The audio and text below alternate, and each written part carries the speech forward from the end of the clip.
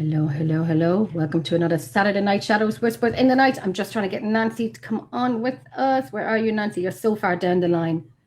Hello. Hello. I'm always on the ball, always quick, and you see me working in the background, but I'm trying to get everything done. But welcome to another Saturday Night Shadow Whispers in the Night. We have a bloody fantastic show tonight, don't we? Oh, amazing. Totally amazing. I can't wait. We have some of the elite people in the paranormal in one table. The subjects are open up to everything. Please ask your questions in the comment box. Ask questions, jump in and say hi to us, share it out. That would be great. So I'm going to bring everybody in. We have a great table. They're going to introduce themselves to you, what they do. And if you don't know them already, why not? So I'm going to bring them all in. Hi, Miss Pamela, my love. I'm going to bring us in. So they're coming in random orders. Yeah. Whoa. You know, right? Oh, let me get this on. Sorry. Bear with me. I'm bringing everyone in. You're all going to come in randomly. Hey, Brian. There I am. So we have a big surprise guest roundtable tonight. Anyone is on the show tonight. And a couple of us who just sort of straggled in. No, we have. Okay. Well, no, we don't need her. Yeah, get rid of her. Oh. Yeah, we'll replace her with them. Oh, there she is. Welcome back, Kimmy. That's me and my lovely, my computer skills here. Pamela, B-Dubs, Vera, how are you doing? And my darling Chantel in South Africa. My sister from another mister. So everyone, thank you so much for joining on with us tonight. We have a fantastic show. The floor is open up to everything. If you all want to introduce yourselves, who you are and what you do. We start off with Brandon, then we go with Todd, and then Nate, and so on. I'm Brandon. I sit in recliners and do podcasts. Yes. I mean, and occasionally, I sit forward like this. Do you? Oh, nice. When it's when the conversation is getting real good, I sit close, and then I sit. Oh, come here, guys. Can you? I'm really sorry. Can you give me 1 minute? Keep talking among yourselves. Just give me 1 minute. Give me 1 minute. Talk amongst yourselves. She's going for Guinness. That's what she's doing. Look, when I was in Ireland for the first time, I heard Guinness was shite beer. So, yeah. I heard it was the nectar of the gods. You know. My wife says it's the consistency of dirt, and I don't believe that. But she would. No, because dirt actually gives life. Oh. That was a good clip. All the Irish that's going, oh. Yeah, sorry everybody. I forget this is international. I'm not allowed. There's Mike. You're gonna have technical difficulties real fast right now. Yeah. Oh, where'd it go? Yeah, maybe we should move on. Todd, what do you do? Who are you? There you go. We're done with Brandon. Yeah, we're I'm Todd, and I co-host the Middle Aged and Creeped Out podcast. A little over 5 years we've done the podcast, so that's what I am. That's what I do. So, and I'm Nate. I am also part of the Middle Aged and Creeped Out podcast. I am the tech engineer / third host. There you go. I'm Sean, co-host, Middle Aged and Creeped Out. We're just outside of Indianapolis, like we were saying, not too far from the Speedway in Plainfield. So, yeah, we're honored to be here. It's great to see Chris, by the way. Hi, Chris. I am Greg Koss. I'm a podcast host for 2 shows. Wednesday night is One Spirit Connect, and Friday is Mariner of Spirit. And it's all on the Supernatural Link Network. And I'm glad to be here. Nice. My name is Chris. The answer to your questions are left, 7, and Tuesday. Glad to be here. Oh, I don't know who's next. I'm not sure. I believe it's you guys. All right. Well, I'm Lourdes Gonzalez, and who are you? I don't know. I'm Ron Iacovetti. We are operating under the name Gonyak Paranormal, which is a combination of both of our names. We do the digital seance experience, which is a development and ITC research.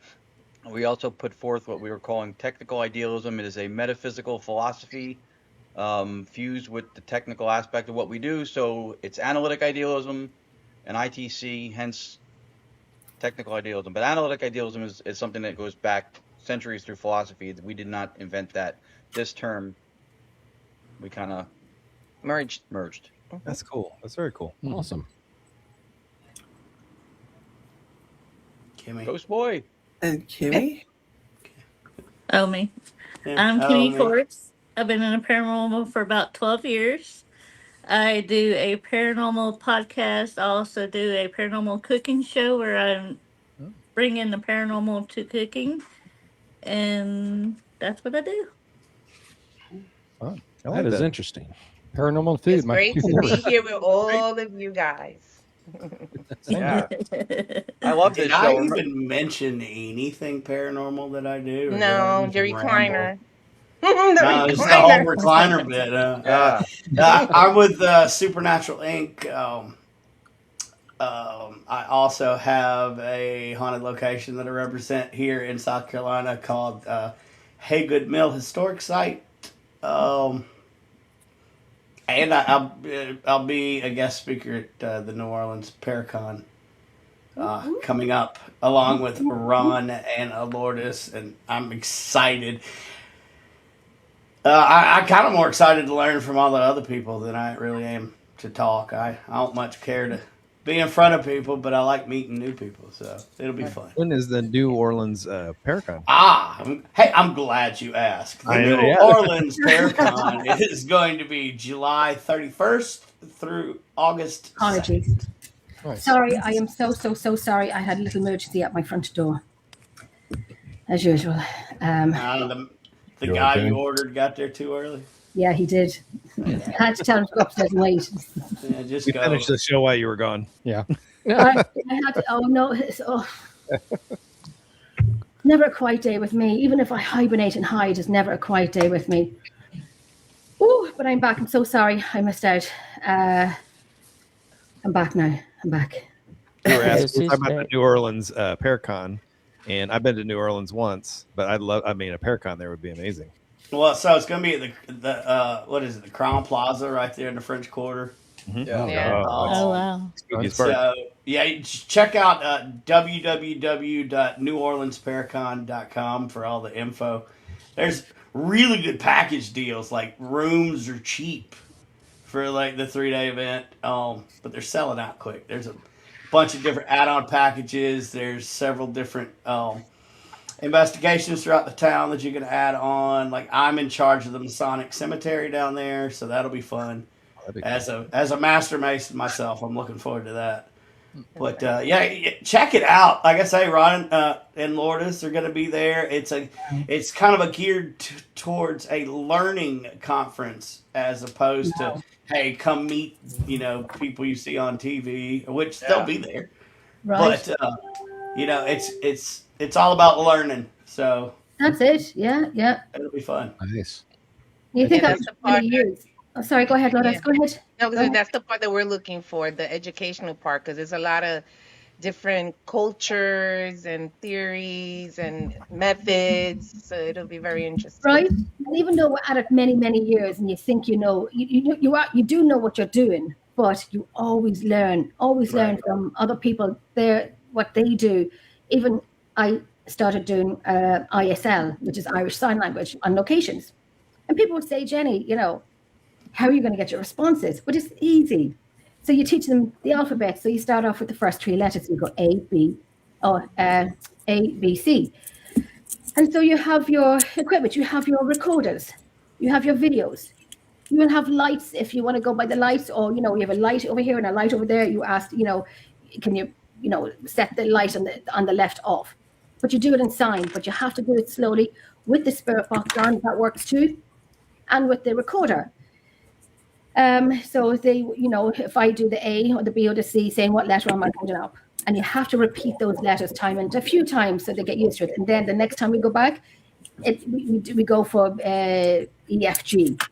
But we'd start off with the ABC first to see if they remember it from the first time, which they're not stupid. They remember it from the first time, but it's just repetitive of keeping it fresh for them because, It's with any method. I mean, any method is the same thing. It's just building that muscle, building that connection, building that bridge. Yeah. And there's so many different ways to connect with spirit. So it's nice to learn other methods. What's one of yours that we don't know about? We'd love to know. I'd love to know. Well, when I was little, it was through dreams, a lot of dreams. But what we do now is that with the digital seance experience, we work with white noise. There's no radio involved. There's no word backs involved. It's just white noise generators that we slow down and filter in real time, and we get responses. I love that.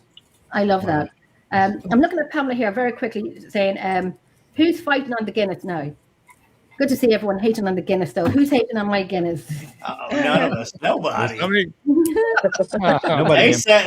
were talking about how good it was and how it grows plants and everything. I don't remember it that way. It's like they're It might not have quite been that way.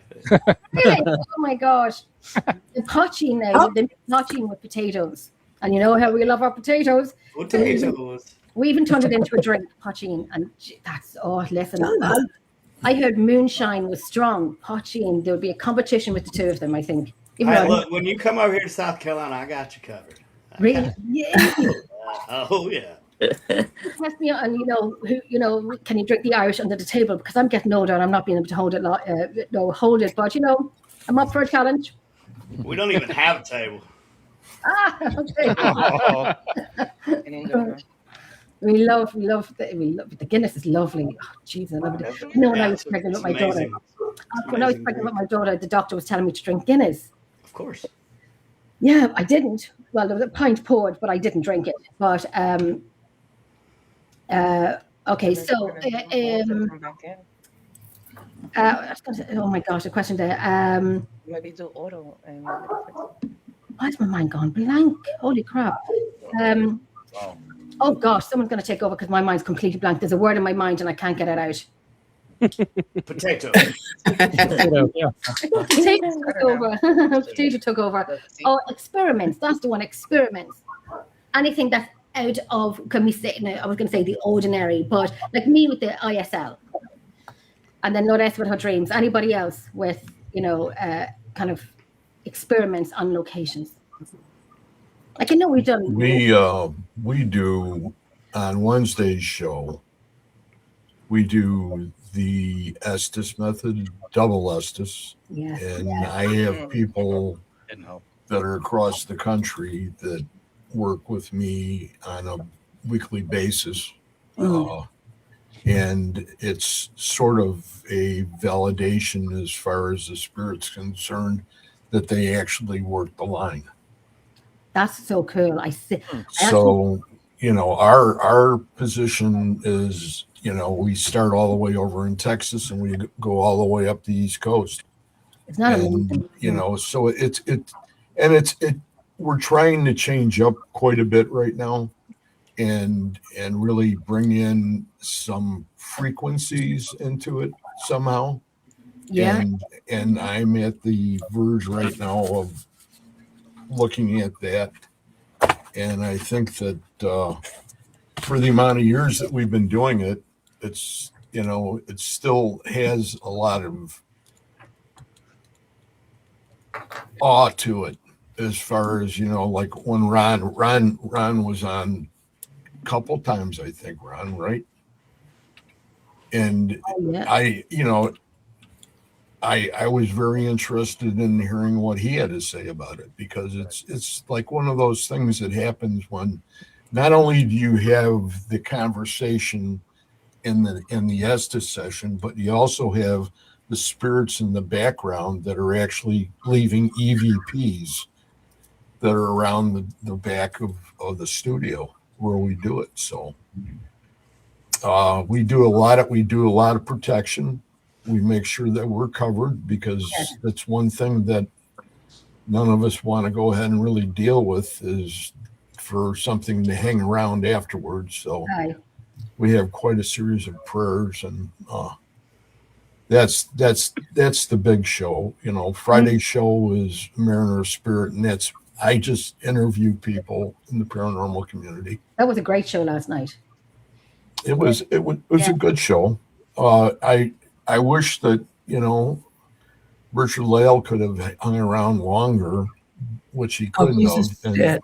He's funny. You know, it's his night for working, so he's in the French Quarter, and he's up there on the balcony, and we're talking back and forth, and all of a sudden it was like, well, I got to go, and I said, hey, yeah, I understand. You gotta make money.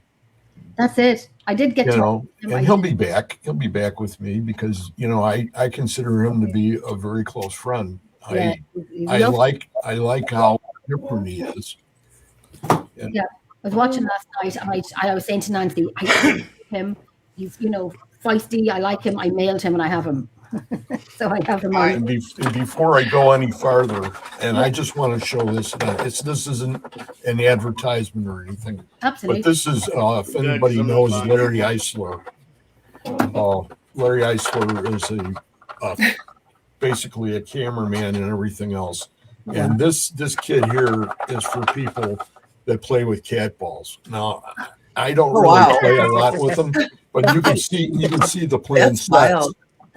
And you put the cat balls inside the planchettes. Yeah. How do you get the cats to stand still? Yeah, you know, you gotta tie their paws together. You gotta be really fast. But you don't worry about that part. You know, if you feed them well, they'll just come back. No, Okay, that's fine. But anyway, you know, we always in the beginning when the cat balls first came out, we always had a problem if you had a lot of people in a big room, and then it's dark and people get up to move around. Somebody always loses a cat ball. Balls. So I didn't like that at all. But this was something that is really neat because these planchettes actually come out, and you can put the cat balls right in. And I know this isn't like an unsolicited advertisement, so I'm gonna. No, they look interesting. Yeah. But this is from Larry Eisler and Brittany Bickle, I believe her name is. Yeah. I don't know her as well as I know Larry. And did Larry's they sell them online? Did they? great cinematography. Did they sell them online, Greg? I don't know. You'd have to get a hold of Larry via the Facebook or whatever. I'm interested. Right now, I don't know for sure. I just got this like 2 weeks ago in DeKalb. Excuse me. So, And Greg, I I'll- need to ask quickly because I'm so curious. When did the cat balls become like a thing in the paranormal field? Do you remember? When they started selling them for like $1.280 on Facebook, or no, I mean in Temu and all those other places where they were cheap. Yeah. And you know, they work so long, and then you know, but they do produce answers. Yeah. You know, they are actually a working tool and it's not part of what I do. I picked this up because I got tired of losing them. I do too. I really do. My wife has mine. Has she? You lost your cat balls too, Nancy? Not.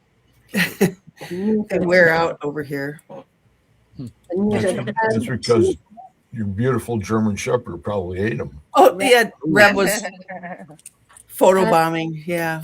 Do you Far think be it from him not to get his. He's outside now. He was just here. standing right here, like. He's so "Excuse me?" brilliant. He's You know, very smart. He's very smart dog. I mean, I'm studying animal psychology. And my dogs, if you ever want your dog trained, do not come to me because they'll drink tea from your mug. They'll sleep on your bed and they will not listen to a word you say because mine don't. Sounds like a teenager. I have four are. of them. I have 4 dogs and 2 cats, and they're, you know, Spoiled. And your animals are like, they're all like a batch of teenagers, tons of them, like Uh, all together in one room. I heard them They're last night. mammy teenagers. They're mammy teenagers. They can do no wrong, apart from one little Gurrier. But my Harley, my Chihuahua, can do no wrong. She could crap on your bed and she'd still be pissed. You know, I saw a question in the chat. Somebody was Yes. asking about, do you think language is irrelevant? Oh, it's Chantel. Miss Chantel. Where did it go? Yeah. So I'm gonna say yes and no to that first question. It's probably certainly irrelevant on the other side. However, the relevancy is with us. We can't read frequencies like they can. Right. So if we didn't have the language on our side, there would be no communication. Okay. Sure, ITC helps a lot, and we can deflect to Ron and Lourdes as well with their experiments. But Mm. it's a yes and a no. It's perfectly sane to think that on the other side it's frequencies or tones or what have you, and it's not language. And that's why I think the dialect of the language on our side does not matter. Okay. Okay. Yeah. Because they're going to pick it up how they pick it up. I Right. don't know, but we have to have that language component on our side, or there would be no ITC to talk Right. back and forth to Yeah. or anything. So yeah, language is very important in that equation, but it's not all of it. If that helps. Honestly, from where we're sitting again, so we're coming from a perspective metaphysically, and metaphysics, by the way, not candles and crystals and incense. Metaphysics literally means that which stands behind the physics. Right? Science tells us what nature and reality does. It models and predicts behaviors. It doesn't tell us what nature or reality is. That's metaphysics, and we try to pin it down with a best guess that is not in conflict with what science tells us, because we shouldn't contradict that either. So our position under idealism is that reality is fundamentally mental, or consciousness is the foundation or substrate for reality. So why is that important? That's the base level. If you reduce your hypothesis or your theory, that's the base level to where you reduce and can't reduce any further. And when we come up with ideas and concepts and theories, if we don't know what that is, you'll see a lot of times in the paranormal, the invocation of science and then the conflicting with said science shortly after by extension of same theory, because the foundation is not known. And the default view that is world accepted now is what's called physicalism or materialism, that says that physical matter is all there is, and everything else is either a byproduct or an epiphenomenon of that, including consciousness. Your squishy little brain creates consciousness in your head. That's physicalism. So why is that important to this? First of all, when we refer to like the other side, I know we're doing that analytically to show separation between us and the communicators that who we're communicating with. But for us, under idealism, there's no other side. We're all part of one big universal phenomenal consciousness. So the language irrelevant question for us would be based on, I guess, how you perceive or how you interpret the question. For us, it couldn't be irrelevant because at least, as Brandon nicely pointed out, we use that for communication. If it's a human construct, we still need it. So it's integral to anything communicative, period. That's where the metaphysical thing comes in, because when you say the other side or the them over there, and the language is important here, but it's not important there, we're creating a duality of a somewhere else that is not accessible to us. It is not knowable to us. So then we're making unexamined assumptions about some place that we don't even know that exists. Where for us, under idealism, we're all part of one consciousness. So our mind is just a dissociated part of that greater consciousness. So the language, if it is within us, should also be part of a construct, mental also, with a mental reality that is out there. I think that the language involved in the communication a lot of times will be rooted in who the experiencers are, right? An experience needs an experiencer. We've had sessions where German comes through. We don't speak it. We don't know it, but someone in the room identifies it. So I think that's part of it also. Yeah, well, I think like the universal consciousness, once we are part of that, language becomes universal. I think it's all the languages are in universal consciousness. It's more important for our side to communicate. We need to understand what's coming through in order to communicate. But if you're trying to communicate with Abraham Lincoln, it doesn't matter which language you speak. If you're going to get a response, it'll come through, and it'll come through in the language that you understand. And even if he did, when he was living, speak only English. Okay. So How do we know this though? That's a theory, right? I mean, we can't know this because nobody does unless Right. you live there. That's But 100% the point, right? That is- we can't know, so when we put forth our guesses, we need to at least make sure that it's coherent, it's Right. skeptically parsimonious, it's internally consistent, Yep. and that it also is not in conflict with things that we know, either via science or some other thing. It's got to be grounded in something. Proving it or not proving it is Right. insufficient as far as grounds go, because I could say that gravitational forces and dark matter, none of that stuff exists in space. The things that happen are caused by an invisible, interdimensional flying spaghetti monster who moves the planets with his noodly appendages. And you can't prove it's not true. Right. But that doesn't mean that That it it's is, not. because it can't be Or it disproven, is, right? yes. So Yep. for us, it's got to be grounded in something. So Right. they give responses we understand yeah. in the language Right. that you understand. Yeah, and this is where the metaphysics is important, because if reality is fundamentally mental, then you're communicating, right? You're going to get something. Like if you spoke 8 languages, you knew I only knew one of them, you wouldn't pick one of the other 7. Right. Have you Why? guys tried different languages? Has anybody tried like going Spanish and then English and then German to see what they answer to? Yeah. Yeah. Yeah. But what about reverse dialect? Okay. Ooh, Meaning reverse okay. speech. Yes, reverse speech. That's a nice rabbit hole. I know, right? No one quite on that one. No, I mean, if you have a session going, and everything is going the right way, and then all of a sudden you pick up, say, for instance, five minutes of a certain being that comes through, that's totally reversed. I got something like that sent to me a few weeks ago from a friend of mine who's an investigator. And she said, Jen, listen to this. And she sent me an audio. And it was, she was asking a question, then everything went blank. And then there was talking backwards. And I said to my friend, I said, I kind of know what that means, because you can hear the voice talking backwards. Kind of gave me the chills a little bit. I mean, if I find it, I can play it. So, and there's a lot of rabbit holes that say that the reverse speech is actually the truth that's Right? coming I'm out. looking for it here now that I can. Like they did some reverse speech experiments on the Apollo astronauts, and you can clearly hear Buzz Aldrin saying, "We never went to the moon," in reverse speech. So, I mean, there's a lot. We also at Supernatural Inc. we make a reverse speech box.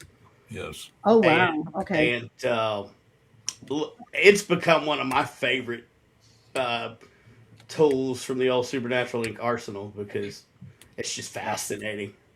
So not to turn it on its head, but that's kind of like what I'm hoping to do here. Just something to poke the bear and thought wise a little bit. When we say reverse, right, we're talking about mechanistic processes on our side of it for the experiencer in hearing the audio in reverse. Correct. Right? Correct. So to go to what Nancy mentioned before, we don't have causal grounds to say that these things were spoken or initiated, emerged, reversed. But the experience that for us, either recorded or in real time, is of audio that we perceive as reversed. Now take that and couple that with the seemingly consensus view that space-time is not a thing on the other side in the spirit realm or whatever. Right. And then what is reverse if you don't have a definitive linear topological process of time, space going in a direction, right? Or some why time going in a reverse it? direction. Right. So perhaps that's just a way that we pull something out that maybe that's the way it came through, or that's part of the process of how we're maybe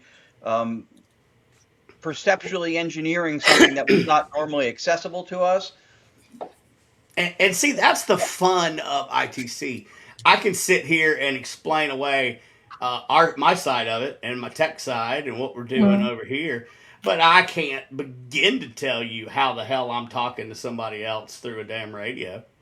Right. I don't know what the other side's like. Right. And but it's just fascinating. And all it really is expanding on the personal experience. Because that's the holy grail for all of us, that are out here exploring, is our personal experience. We're never going to prove this shit to nobody. Well, I don't care. Yeah. when Ron, when you were on, and I think you've been on twice on the show, and the answers were all pretty much very consistent. Yet, in the background, unbeknownst to us at that particular time, are EVPs that come through that have been recorded, that we have, and we still haven't put them all together yet. But a lot of those are in reverse speech. Why would that be? The why is hard to answer, but the part that I'm speaking to mainly is that the emergence of it, we don't have any way to know that they were spoken or they were launched, so to speak, in reverse. Well, my question is, how can you tell that it's reversed? Because are you understanding what it's saying when it's reversed? Yeah. When it's played in the opposite direction. I'm asking. Oh. He's saying no. Do you understand it when it's reversed? I haven't heard them. They're all EVPs. And they're all recorded as we do the sessions. They're Not if they above say and Madam beyond Michael. what the sessions actually are involved with. So it's somebody else that, like, they're sitting, putting their hand up and they're saying, I want to get in on this too. You know what I mean? Right. That kind of thing. Yeah. Could they possibly, could it be perceived as reversed and maybe they're just speaking a language you don't understand? Could that be possible? Well, the point of going ahead and waiting to put it on Audacity was probably the only way to handle it, correct? Right. Yeah. So, I mean, that's where that lies. So once that's completed, and it's completed on all of them that are in reverse speech mode, then we will have a better idea of what we're dealing with. Right. Because as a court reporter, now that we're not in the courtroom anymore, I listen to audio. So a lot of times, especially if they're talking on top of each other, I have to rewind and catch the voice one at a time because they're talking over each other. And a lot of times when I reverse speak, I hear words, English words. Right. I hear them and it's in reverse, but I understand it though. Right. I understand it. Not all the time though, but when I do pick up some. So that's why I asked the question. I'm just wondering, how could you tell if they're speaking reversed or not? Because we grew up in the 60s. There's a couple. Because I enjoy it was in the 60s. I can understand it perfectly. Because I enjoy psilocybin. That's why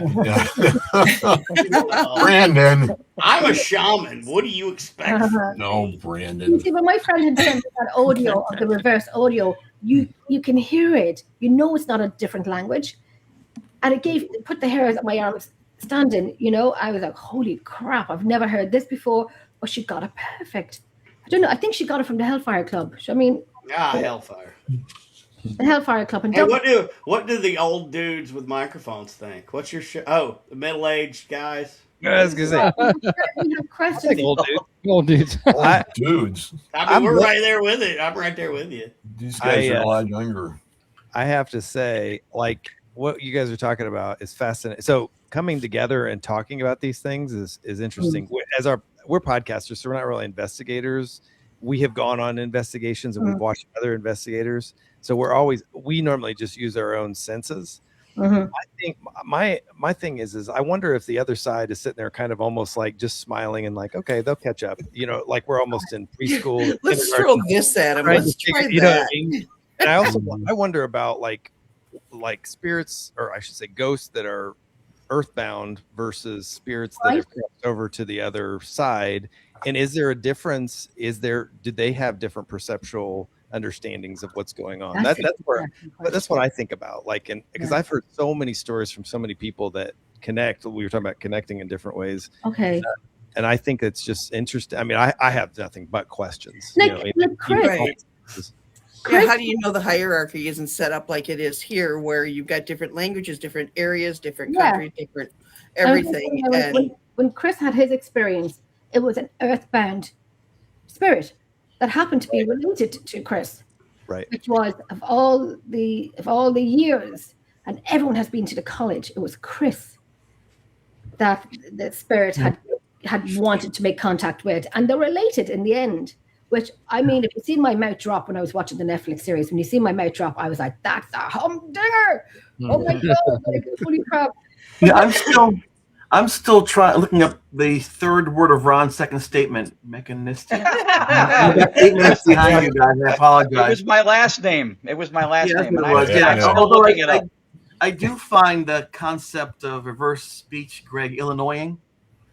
That's my best word of the day. And I do have a very large cat, so it's in case you're wondering. You do. No, I'm kind of out of my league here. The things happened to me happened 40 some odd years ago. So we were advised by a professor of psychology to get an old tape recorder to mark the placement of things in the room, to make sure that windows were closed, the door was closed, to create a stable environment. Speak into the tape recorder, leave, and come back. And when we came back, we heard this thing talking to us. I don't have the expertise the rest of you guys have now of the modern equipment, but I find it very fascinating, and I just I feel very fortunate that there are people like this panel who are still looking for answers. When I watched that, and I seen that you had left the recorder in, and I have those recorders as well upstairs. I do take them with me sometimes, but I like to download everything, but I still use them with the digital one and the small cassette one. And when I seen you doing that, and you should have seen me throw my pen. I was in bed watching it, throw my pen down. I'm like, and you left the room, and when you played it back, let me tell you. So when I first heard it, I knew. And Nancy, when I first heard it, I knew immediately, and I said to my partner, "He's saying this." And then when you were speaking, when you've been interviewed, and you said the same thing, I'm like, "This is why I do home to your home." And it was very clear. It was brilliant. You have a great lens. And everyone's lens is different. People sometimes react differently to the same stimulus. That's an interesting thing. It's very frustrating thing too, because people might get this different reactions to the same stimulus, which is hard to maybe analyze it in that way. But I think that the best thing that people can do in any field is to look at the data, see where it brings you, rather than having a set goal to achieve or to prove. See where the data goes and see where that takes you as a conclusion or as an outcome. I think that's a healthier long-term approach. Yeah, it was very exciting. It was great to watch. I was excited, and I'm reading your book as well, and that's brilliant as well. I really love so many books. Sorry, Nancy, what were you saying? I do have questions for Nate and Todd. I'll throw. Sorry, Nancy, what were you saying before? Oh, I was asking Chris. You heard it speak, right? And was it clear as a bell? Like you heard it, like somebody in the room, right? I'll be right back. The strange thing for me is that, is that I heard it as though someone was whispering right behind me. Yeah. Right next to me. When we captured those voices, that voice on the cassette tapes, it was the same voice that I had heard. And that's how I knew, because I don't know if there were 1 ghost or 10 ghosts. I didn't even know what a ghost was. I was a teenager. Then I thought, oh my gosh, that's the exact voice I hear. Right. Now they can hear it too, so it's something. And we had asked it to speak into this box. I didn't know if it was from 1950 or 1750. So I said, please speak in the box. Whatever you need, leave a message. You have to go right now, though. When I get back, you have to leave, and we'll listen to what you said. And sure enough, it spoke into this box. And I remember my friend Jeff saying, that's amazing. It understood what we're saying. It complied with our requests. And now we can have a dialogue with it. And I was horrified because I heard it say, help me. And I didn't know how to do that. So whereas my friends are jumping up and down saying, this is the best day ever, I'm thinking, this is the worst day ever. Yeah. So there's a difference between investigating and surviving. And again, I have to say it 100 times. Investigators, I really admire because you're walking into the fire. Yeah, it's real then because it's now responding to you intelligently. I understand what you're saying there when I was sitting here one night and there's a couch behind me, and I was at 2:00 in the morning, and I was like Billy Big Balls, and I was like, "There's nobody here. I'm going to take out my recorder," And I did. And I said, I know you're here. You've been heard. You've been seen. You know, I know you're here. And then I heard right beside me, Jenny, my name. And then on the recorder, you'll hear me saying, gulp. Did you just say something? Did you just try and say something? So I have it by my own hearing, and I have it on the recorder to validate it. So there is a man in my house, but every location I go to, even new locations, he's there. You know, he's always there. Don't know who he is. I don't know who he is, but he's always there. You should pay rent if you're honest. I should put the I need my cup of tea in the morning times. You think you have the kettle on and the heating on in the winter, but he doesn't. But I was doing a show one night years ago, and I have the video. Thankfully, I have the video, and everyone on the panel is talking away, and then they stop talking, and then I'm smiling, talking away, and then you can see me going, and I'm looking at the people on the panel, and I didn't say anything, but I heard my name being said. So when I watched back in the video, which I have on my phone, you'll hear the static coming through my microphone. You can hear it starting, you know, that little static, and it comes through. And then, when I play for people, I put my finger up when the static comes in so they can hear it. And then it comes in again, and then you can hear this, Jenny. And that's when you see me smiling. And then I'm like, because I heard him in my house again. Don't know who he is, but he never tells me who he is. And that's, you know, my dogs are broken because they don't sense him at all. My cats are broken. They don't sense him at all. I'm going to throw out here a very quick question from Pam to Todd. Todd, do you have a bucket list for places to investigate you have not been to yet? Oh, gosh. There's about 1 million places. We talk about it all the time on our show that we do our stories, we do our topics, and we have a long, long, long list of places we like to go. I like to go to, I like to go to England because there's so many places. Yeah.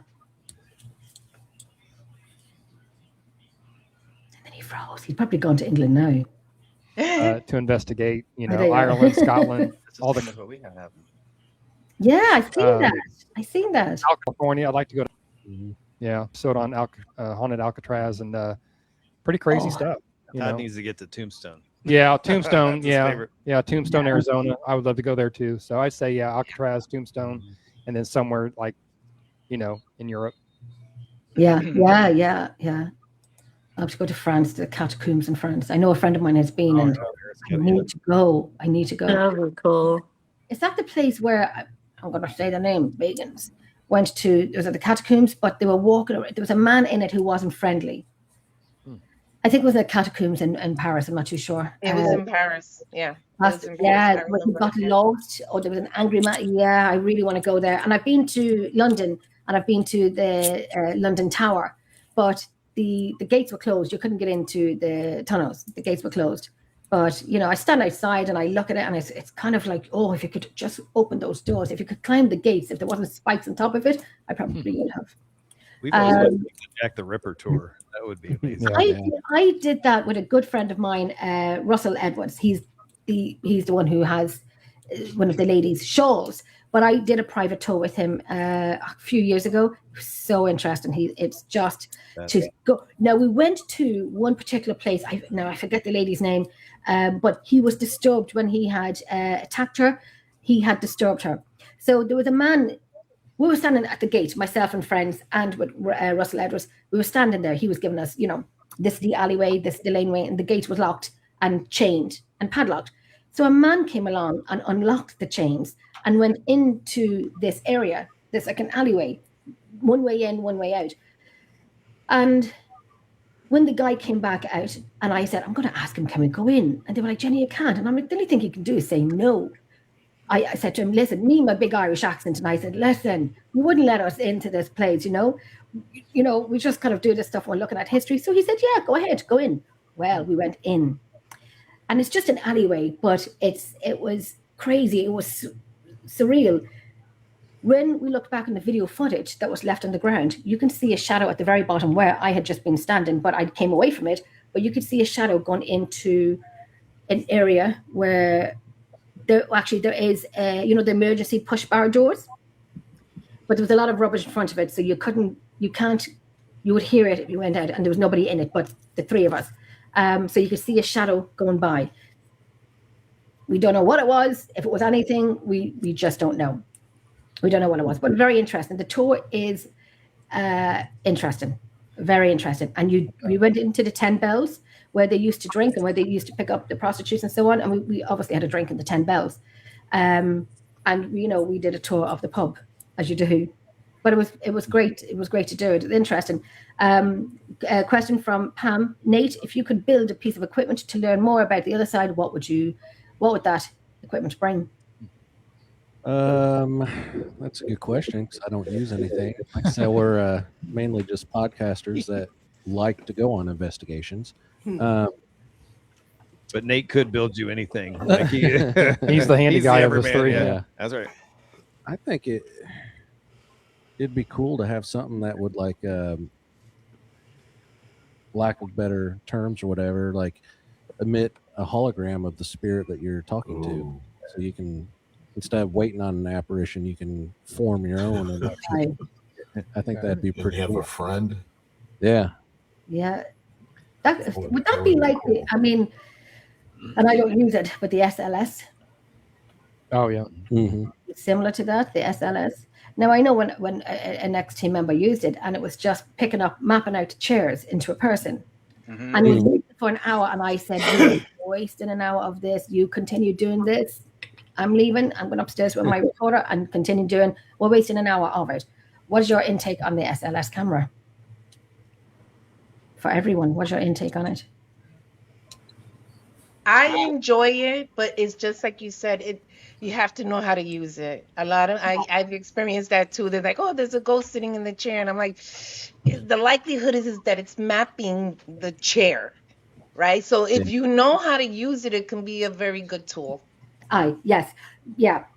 Yeah. In a completely clear, empty room, or I've seen somebody using it, and there was a shadow on a wall, and it was mapping the shadow out, and mapping that stain on the wall as a person, and it, I think SLS cameras work best when they're turned off and you leave them in the case.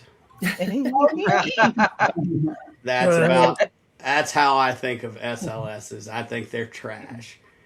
That's a lot of false positives for sure. I mean, it's cool if you want to be like people on TV and you want to get something, that's fine.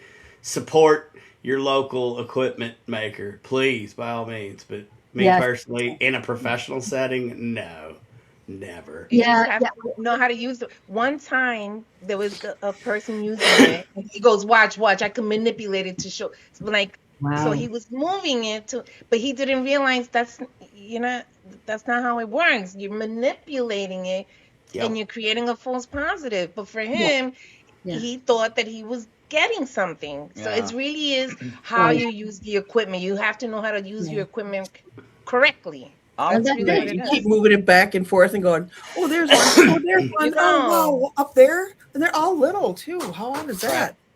Well, I'm close to Brandon on this too. Like, my jury's out on it. It's hard for me to say that it doesn't necessarily have an ability to produce something that's genuine, but there are a whole chock full of possibilities for producing something that's not genuine.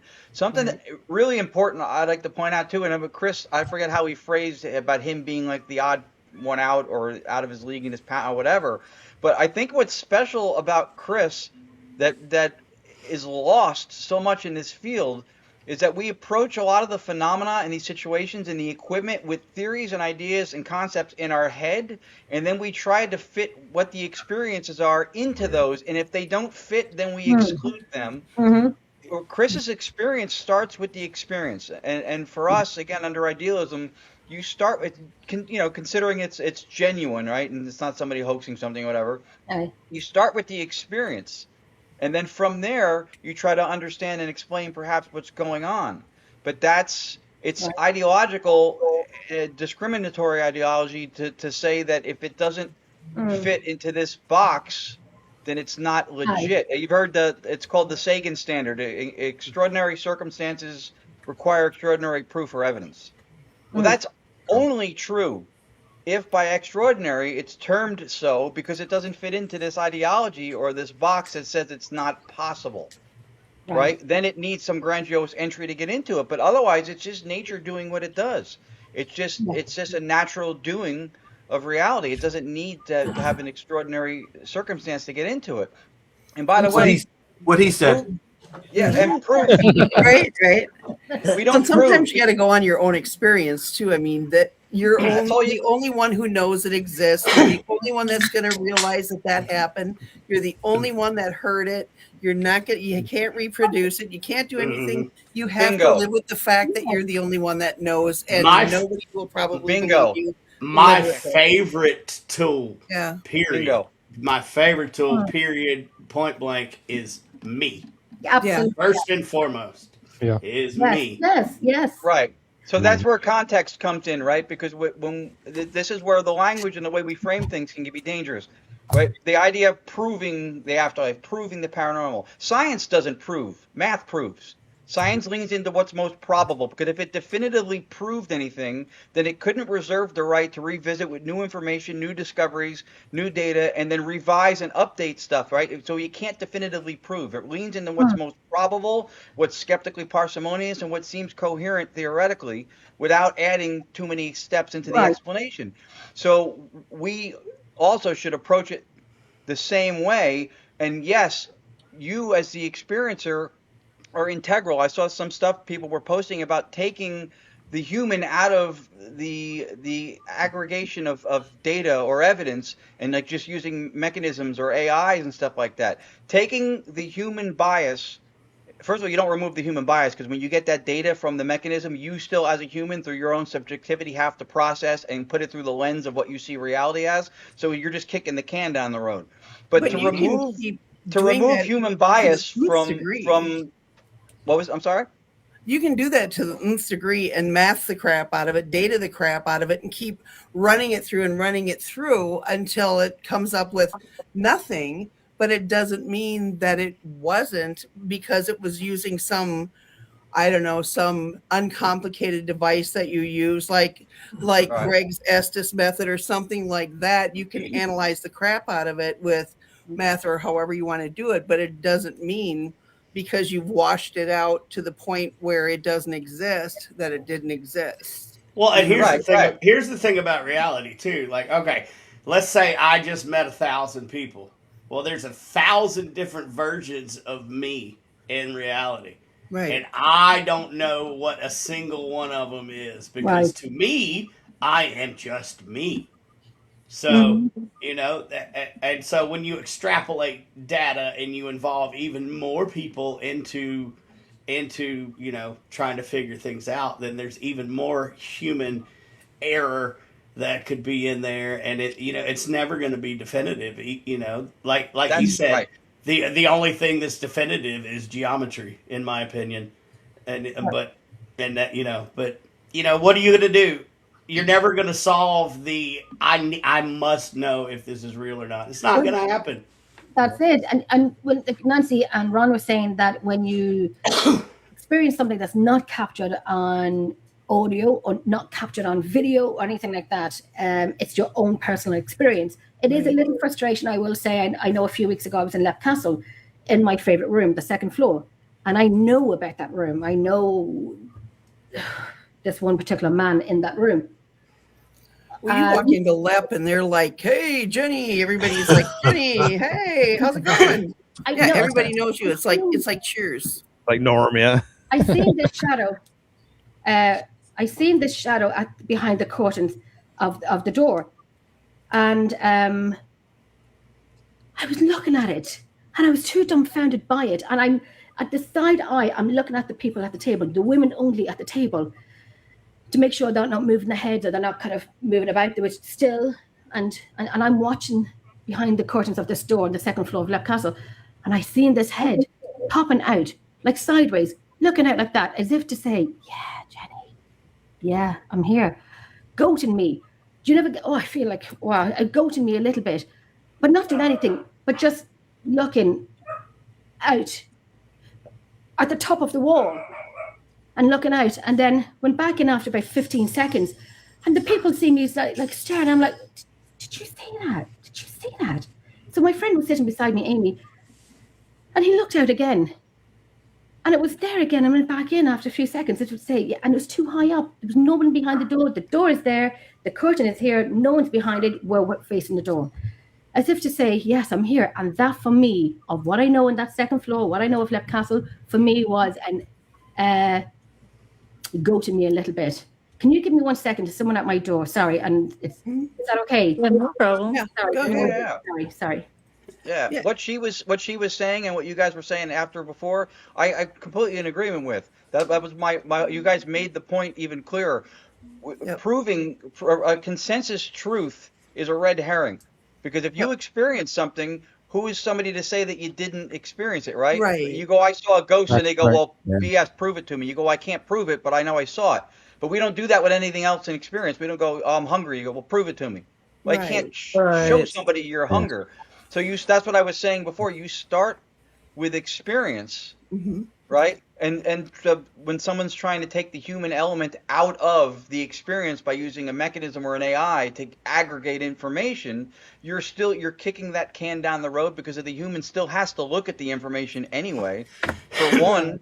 And how far do you have to prove it too? Right. You know, like if you go back to the TAPS days when all they wanted to do was show their client what they found there. It was between them and basically the client. I mean, it became a TV show and much bigger, but baseline, it was between them and the client going, here's what we saw here. We don't think it's anything to be afraid of, or, you know, run, scream, whatever it might be. But they just gave them the little bit that they had, and it was enough for their purposes. And that was it. I mean, that may be all we're going to be able to do until, even if somebody got one walking on, like, right in front of them on camera and going, whoa, look at the guy, he's like see-through and everything, and everybody's going to go, yeah, that's AI. You know, there's going to be that's my point. Right. I don't know how you would ever prove it. Consciousness is what was I don't know that thing that we read, that it was saying consciousness is buffoonery. What was it? It was some article parading as science, saying something about consciousness being buffoonery or something, or I forget what it is, which is absurd, because we know everything directly or indirectly through acquaintance by being conscious. Right. So that idea alone came from consciousness. that idea alone, that theory came from consciousness. Yeah, and all I'm saying is that you can't remove the human bias, because an experience needs an experiencer. To try to remove the human bias from the experience is like trying to look at yourself and how you look in a mirror while you're not standing in front of it. Or seeing yourself through other people's eyes, kind of thing. Yeah, if you're going to take the human element out of it, then why even do the investigating in the first place? Right. You know, because I can tell you firsthand, after 12 years, I'll be, well, I saw this. Oh, well, it's pareidolia. Don't worry about it.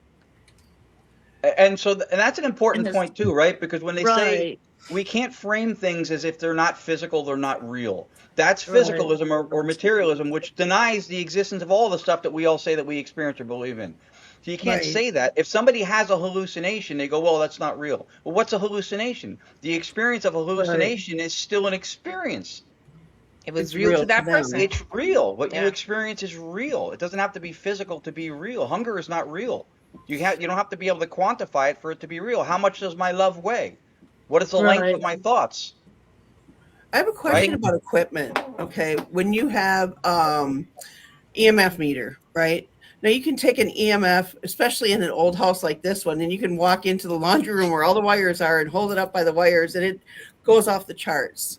So is that a reliable device to measure whether there is a spirit near you or not? Because supposedly it gives off energy. It's got to have energy to do whatever it does, from what they say.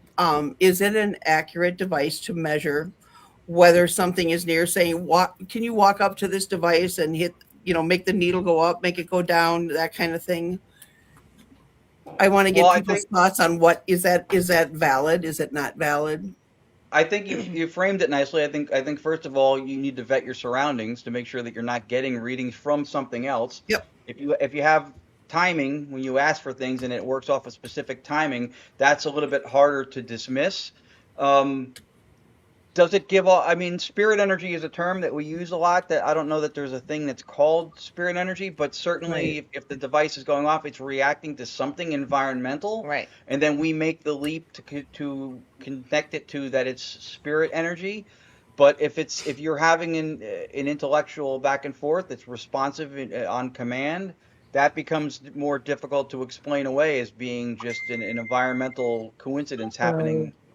Because what it's doing is just like he said, it's just picking up a change in the environment. Right. That's really what it is. So you really don't know if it's a spirit or not. But if you have something with timing and relevance, at least you shrink that down a little bit. Because you still don't really know if you're talking to spirit or not. But if you have timing and relevance, some kind of a pattern that seems like dialogue, well, then maybe you have something, right? Right. I think a lot of it's sort of hard because we're trying to utilize real world human tools to try to measure something that we don't know what we're actually trying to measure. So, I mean, at best scenario, they're good tools. I mean, it gives you a starting point, like Ron was saying, like, right. you know.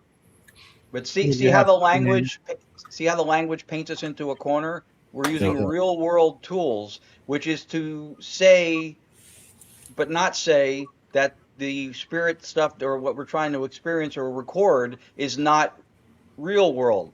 I think when we make a duality of it, that our world is real, the physical, but what's out there, that stuff is not real, then that just by default, we're already discounting or discrediting the mechanism or the device or methodology we're using, because we're creating a second realm of somewhere that is separate from the real.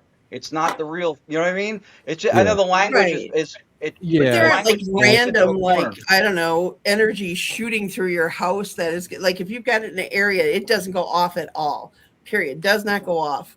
And all of a sudden, you know, you ask something or it does something and it spikes and then goes back down, or it stays spiked and it stays up for a bit, cold spot, whatever you have.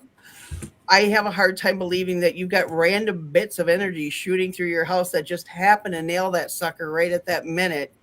And you go, oh, well, no, discount that because there's energy shooting through the house, you know, kind of thing. It doesn't make any sense to me. I've had people discount them saying they're unreliable because they can go off for no reason whatsoever. K2s have been notorious for having issues. Okay. And then if you go above that and you go to a Mel meter, then you have a lot more substantialism involved in the piece of equipment that you didn't have with the K2. Right. And that's what gives that machine to me more credibility. Gotcha. Okay. I'm just kind of curious about how much money I'd have to spend to. I'd rather, you know, everybody can have a K2, but you know, it's going to take a few bucks to go ahead and get a Mel meter. I'd rather get one of those old school tri-field meters. Yes, you're right. You're right. Analog tri-field meter. Yes, you're right there too. Because those K2s are terrible. I'm going to tell you, I have K2s, and that's just because people like shiny stuff when they go on ghost hunts. It's the only reason I have K2s. I've had one forever, and it just stays in the box just where it's been. And if somebody needs something, throw them a K2. Yep. Okay, how about apps on iPhones? No.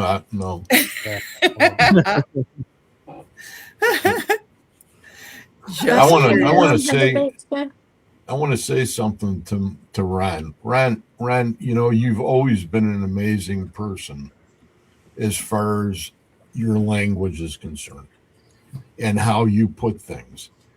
And you know what? You need to start a course because I need to know how to do that. Because I don't even come close to the way you put things. And I know I flatter you, you know, but it's got to be said because I like to hear it all the time. After this, I'm gonna eat the whole thesaurus. I appreciate that. I did a 9-10 video course that I had online for a while. I have it linked now off of a playlist on our Gonyak Paranormal website. I mean, for me, and this is one of the things I love about Chris because he's a teacher. For the last number of years, I've been studying the analytic philosophy. I'm in an ambassadorship program under Dr. Bernardo Kastrup, who holds 2 PhDs, one in philosophy. The other one is in computer science engineering. He worked on early AI.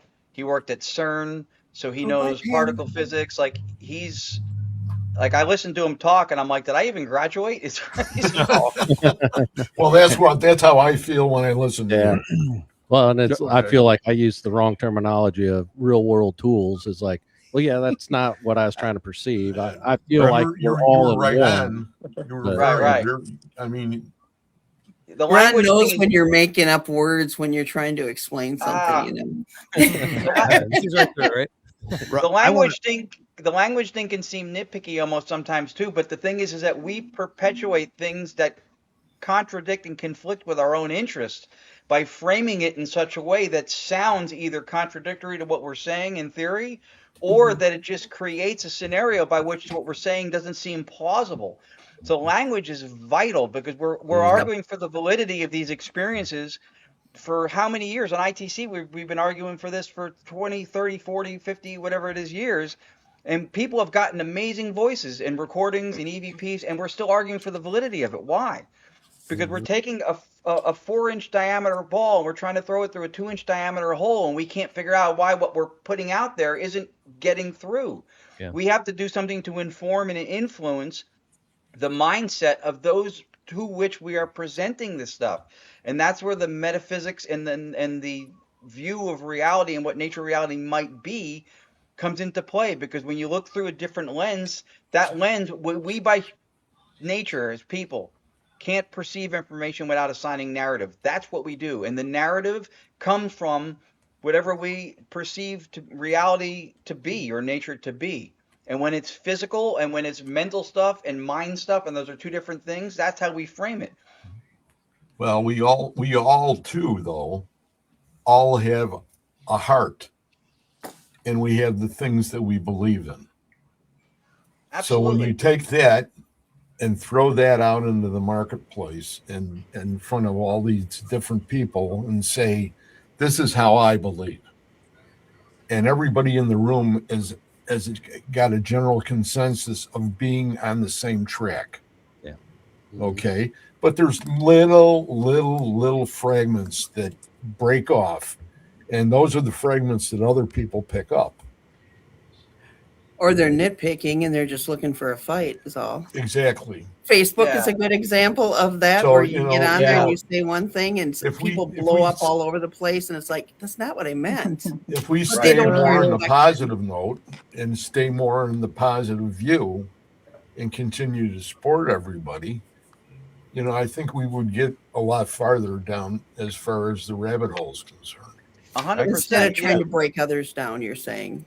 We get Yes. we get attacked from the people who are toting science like it's something exclusive to one side or the other, and because of this confirmation bias and belief and stuff like that. Well, so they go, well, you need to be logical. Well, what's logic? Logic is a collection of axioms, which are what? Beliefs that are held to be self-evident. So everything starts with belief. When you interpret data, whether you're a scientist or whether you're whatever your background is, that's the lens through which you interpret things. That's the lens through which you see things. So there's no objective consensus truth. There's no avoiding subjectivity. When people agree in consensus, you have a bunch of subjectivities that are in alignment. So it all starts with belief in when you interpret something. Well, the thing is, I mean, it's not like there's not enough spirits to go around. You can't keep going, they're doing it wrong because of this one and that one. I mean, how many people have died in history? There's plenty out there, people. Find a different one, move on, quit picking on your fellow workers or people that are doing the same thing that you're doing. And what is your point then? Like, I'm credible, they're not? No. That's not We all sort of have our own individual little love. Well, how come you only get Okay. spirits from like the 1700s or 1800s? How come you don't get spirits from 2,500 years ago? So Right. let me ask you a question. How do we know that that's the case? That's one of the things I think we do as a field. Right. It's an unexamined assumption. Because if maybe if those we are say the ones spirits, that can't communicate. if we say spirits are not bound to space and time, then we need to be consistent with that across the board. So they may have, if they were at one point human and dissociated, separate from the rest of reality, like us, they may have been alive in the 1700s. But So, and how would you communicate with a caveman? How would you know it was even a caveman you were communicating with? I mean, I got a few That's ideas. what's Yeah. universal. That's what's Right. theory That's of universal language. That's what she was speaking to before. Even there with the language, right? When we say Right, how would you right. communicate with a caveman, that in philosophy that's called begging the question. That's assuming that communicating with a caveman is on the table. So how would you do it? It's almost like I say, well, how did you steal my wallet? It assumes you've done it, right? So we don't know that there's a caveman to communicate with. We know we can communicate with, we think, consciousness, right? And that's what you were going to say before? Right, which was the theory that I was saying about the universal language, like being out there. Because once you become part of everything, then that part of what made him a caveman, I feel like it almost becomes like obsolete. Like they will be able to communicate in some form, and you may not even know that they were once a caveman. They're just answering your question because they're now part of everything. So they've embodied everything. So now Right. you see what I'm saying? So Yeah, and we would never know that we're speaking to someone who used to be a caveman. Yeah. What about Okay, then reincarnation? to switch tacks on that, does everybody here do protection before they go out hunting or whatever you want to call it, or looking? We do them. I got before 5 all our kids. shows. So I no think protection. for us it's our mindset. I don't really think we necessarily, and it's great to do protections and it's fine but I think it's our mindset and how we go into it. Of course. Yeah. 'cause I if you- think that's for us our protection. Yeah, if you wear a Yeah. talisman you don't believe I don't in, what even- does it do for you? It has to be, it's your intent behind whatever the thing you're It's the doing intent. is. Okay. Right. Right. It has to be. And then again, for us to go a step further as idealists, if physical stuff is only representative of what's out there, which quantum physics has known for over 50 years, that physicality is a result of observation and measurement, things aren't fundamentally physical, then that pendant or that chain or whatever you wear isn't fundamentally physical. It's also the appearance of a mental construct. So you put your intent with that. Can mental and emotional things fuse? Every day. Our thoughts and emotions intermingle all So the as time. long as you believe in it, it'll Intent. You protect believe that a That's fork right. is a proper That's it. tool to guard you, then a fork is a proper tool. Okay. Well, I mean, it's simple. What's the difference between a necklace and what's the difference between a necklace and a talisman? Sorry. The name, the description of the word, the name that you're using. That's it. You okay, Jenny? Yes, I'm okay. Just had the same emergency as I did earlier on. But I'm okay. I'm curious if Nancy the did a middle-aged great men do job. that. Thank you. Oh, anyway, I'm okay. I missed everything. Do the middle-aged men use protection? Yeah. I'm curious if they do I the haven't protection thing. No, I mean, I think Chris wanted to say something like a while back. Do you even remember what you wanted to say, Chris? Oh, I want to go to the Amityville Horror House because I used to talk to Chris Quarantino Lutz about his experience. We shared a couple of days together at a place, and I thought it'd be kind of cool since the Warren connection. And I thought that love was a bit like ghosts, and that you really can't prove you're in love. People say that you're obsessed or you're confused, manipulated. I think if you feel you're in love, you probably are, and if you feel you're haunted, that you probably are. And I don't try to prove anything to anybody. I know my experience, I know what I learned from it, and I try to share what I've learned from that coping skills to other people. So whether it's addiction, depression, loss of a loved one, poverty, whatever it is, there are things you need to do to get yourself through it. The only reason I'm on Netflix is because there's a ghost and it was very rare, right? But all of our struggles are very similar in that they challenge us to find out who we really are and what we're capable of doing and how we go beyond. So when I do speak publicly, I talk about things that can bring us together, things to get you through the dark times, and very simple things. I also looked up what SLS meant too, but they're simple things, like at nighttime, go to sleep, let your body heal itself and recover for the morning. Taste your food, slow down and appreciate that. And there are probably, as mentioned before, millions of ghosts out there in theory, right? But they're all most of them seem to be under the ground or around the ground or stones or in old houses. We try to talk to them, listen to them, capture them.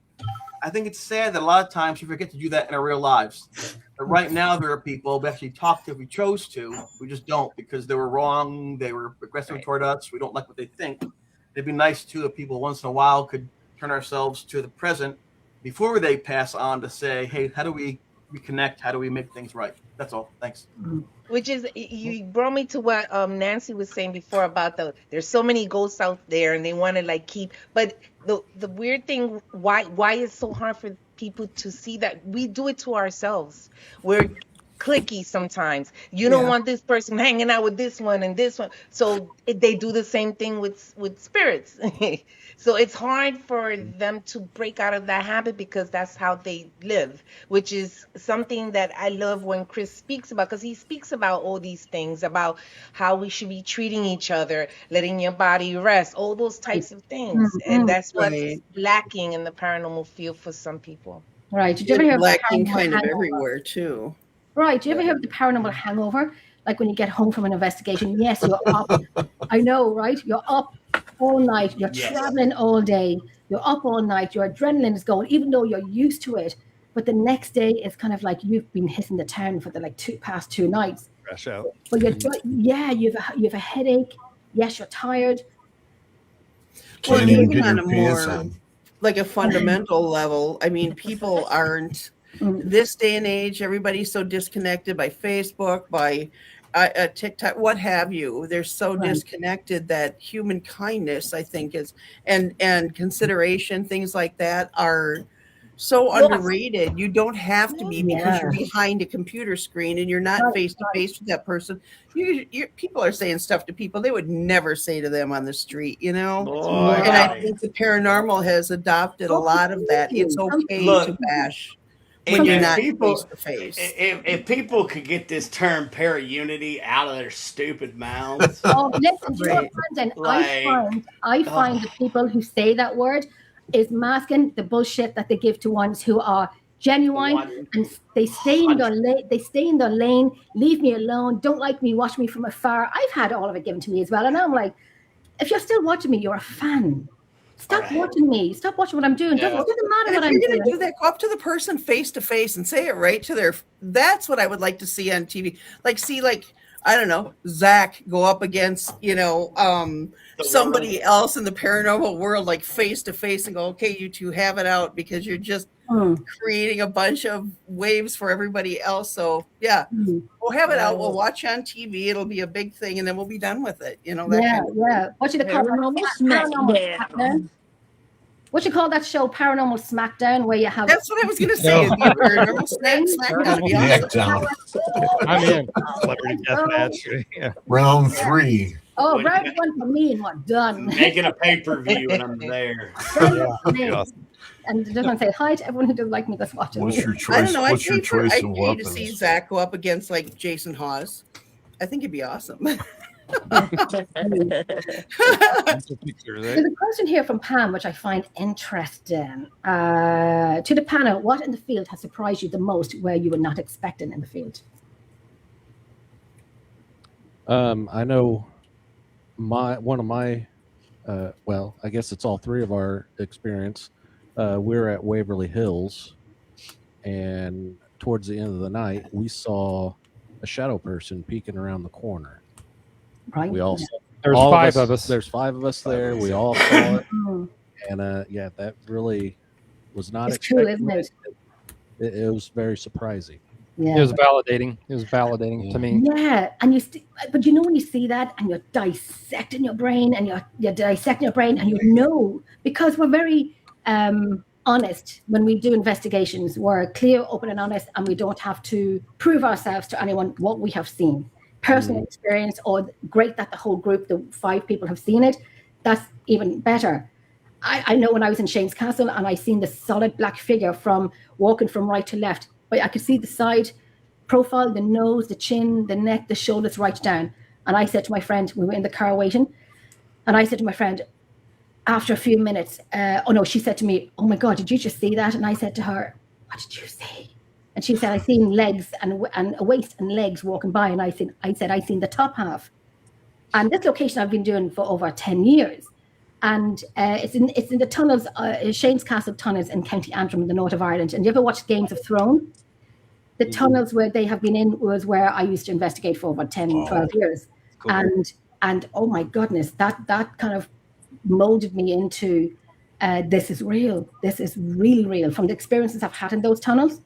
And when you see it for yourself and you're dissecting your brain, but you know what you've seen, but you're dissecting it. And do you ever second guess yourself, or you try to rationalize it? Yes. And you just can't, no matter what, you just can't.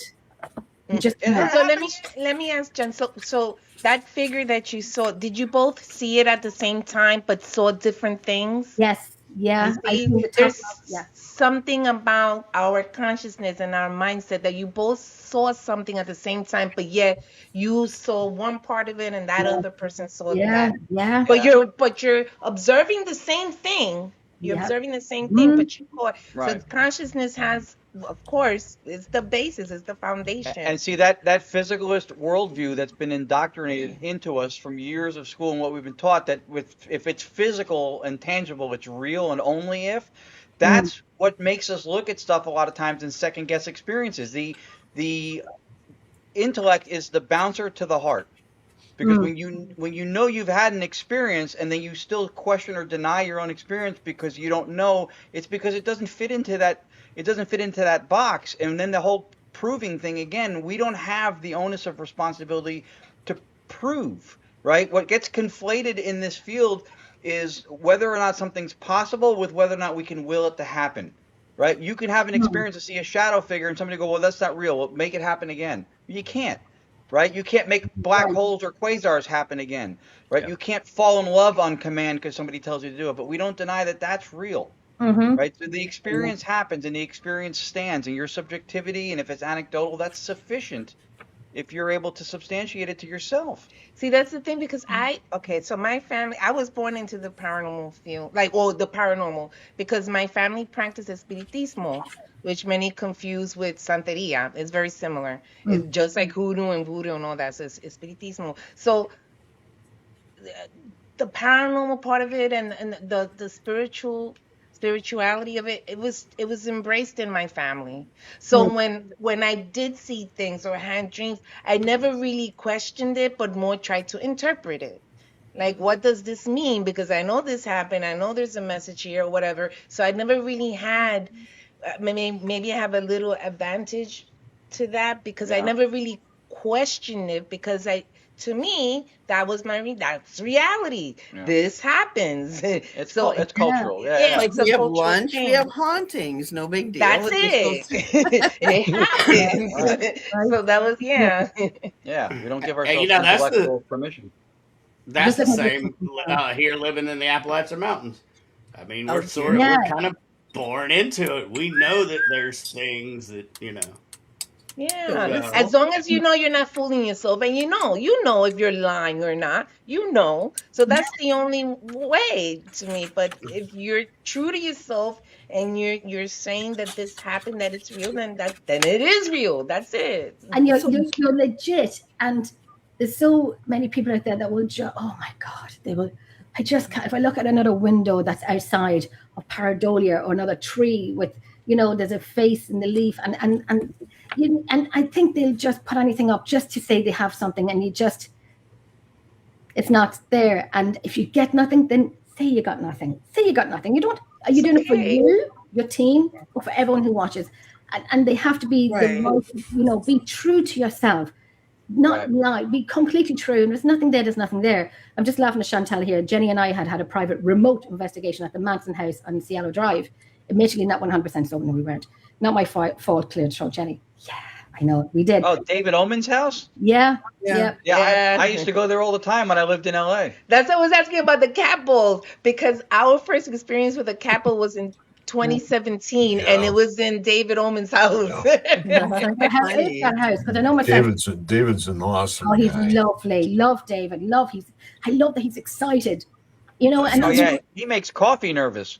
Yeah, holy shit! I've never heard that before. We had him on our show not too long ago. Brilliant. Chantal, don't be afraid to tell anyone what you saw or heard. Is all too real now, because people are arseholes and rip you apart when you post it or say it out loud. Which I used to post up my audio, and your audio, you do hours and hours and days and weeks and months of doing audio, and you know what you've gotten. And I kind of put it up sometimes. The best ones I'll put up. Sometimes I will. Sometimes I'll save them and put them into my file. And I've put up some some class A EVP. My God, class A EVPs, like mic drop when I was in Lep Castle, and we got the little girl. You know, there's two girls in Lep Castle, Emily and Charlotte, and they both passed away in the castle. Well, when I was doing filming for Canadian TV, I think it was Haunted Destination, they used that audio, and it was the creme de la creme.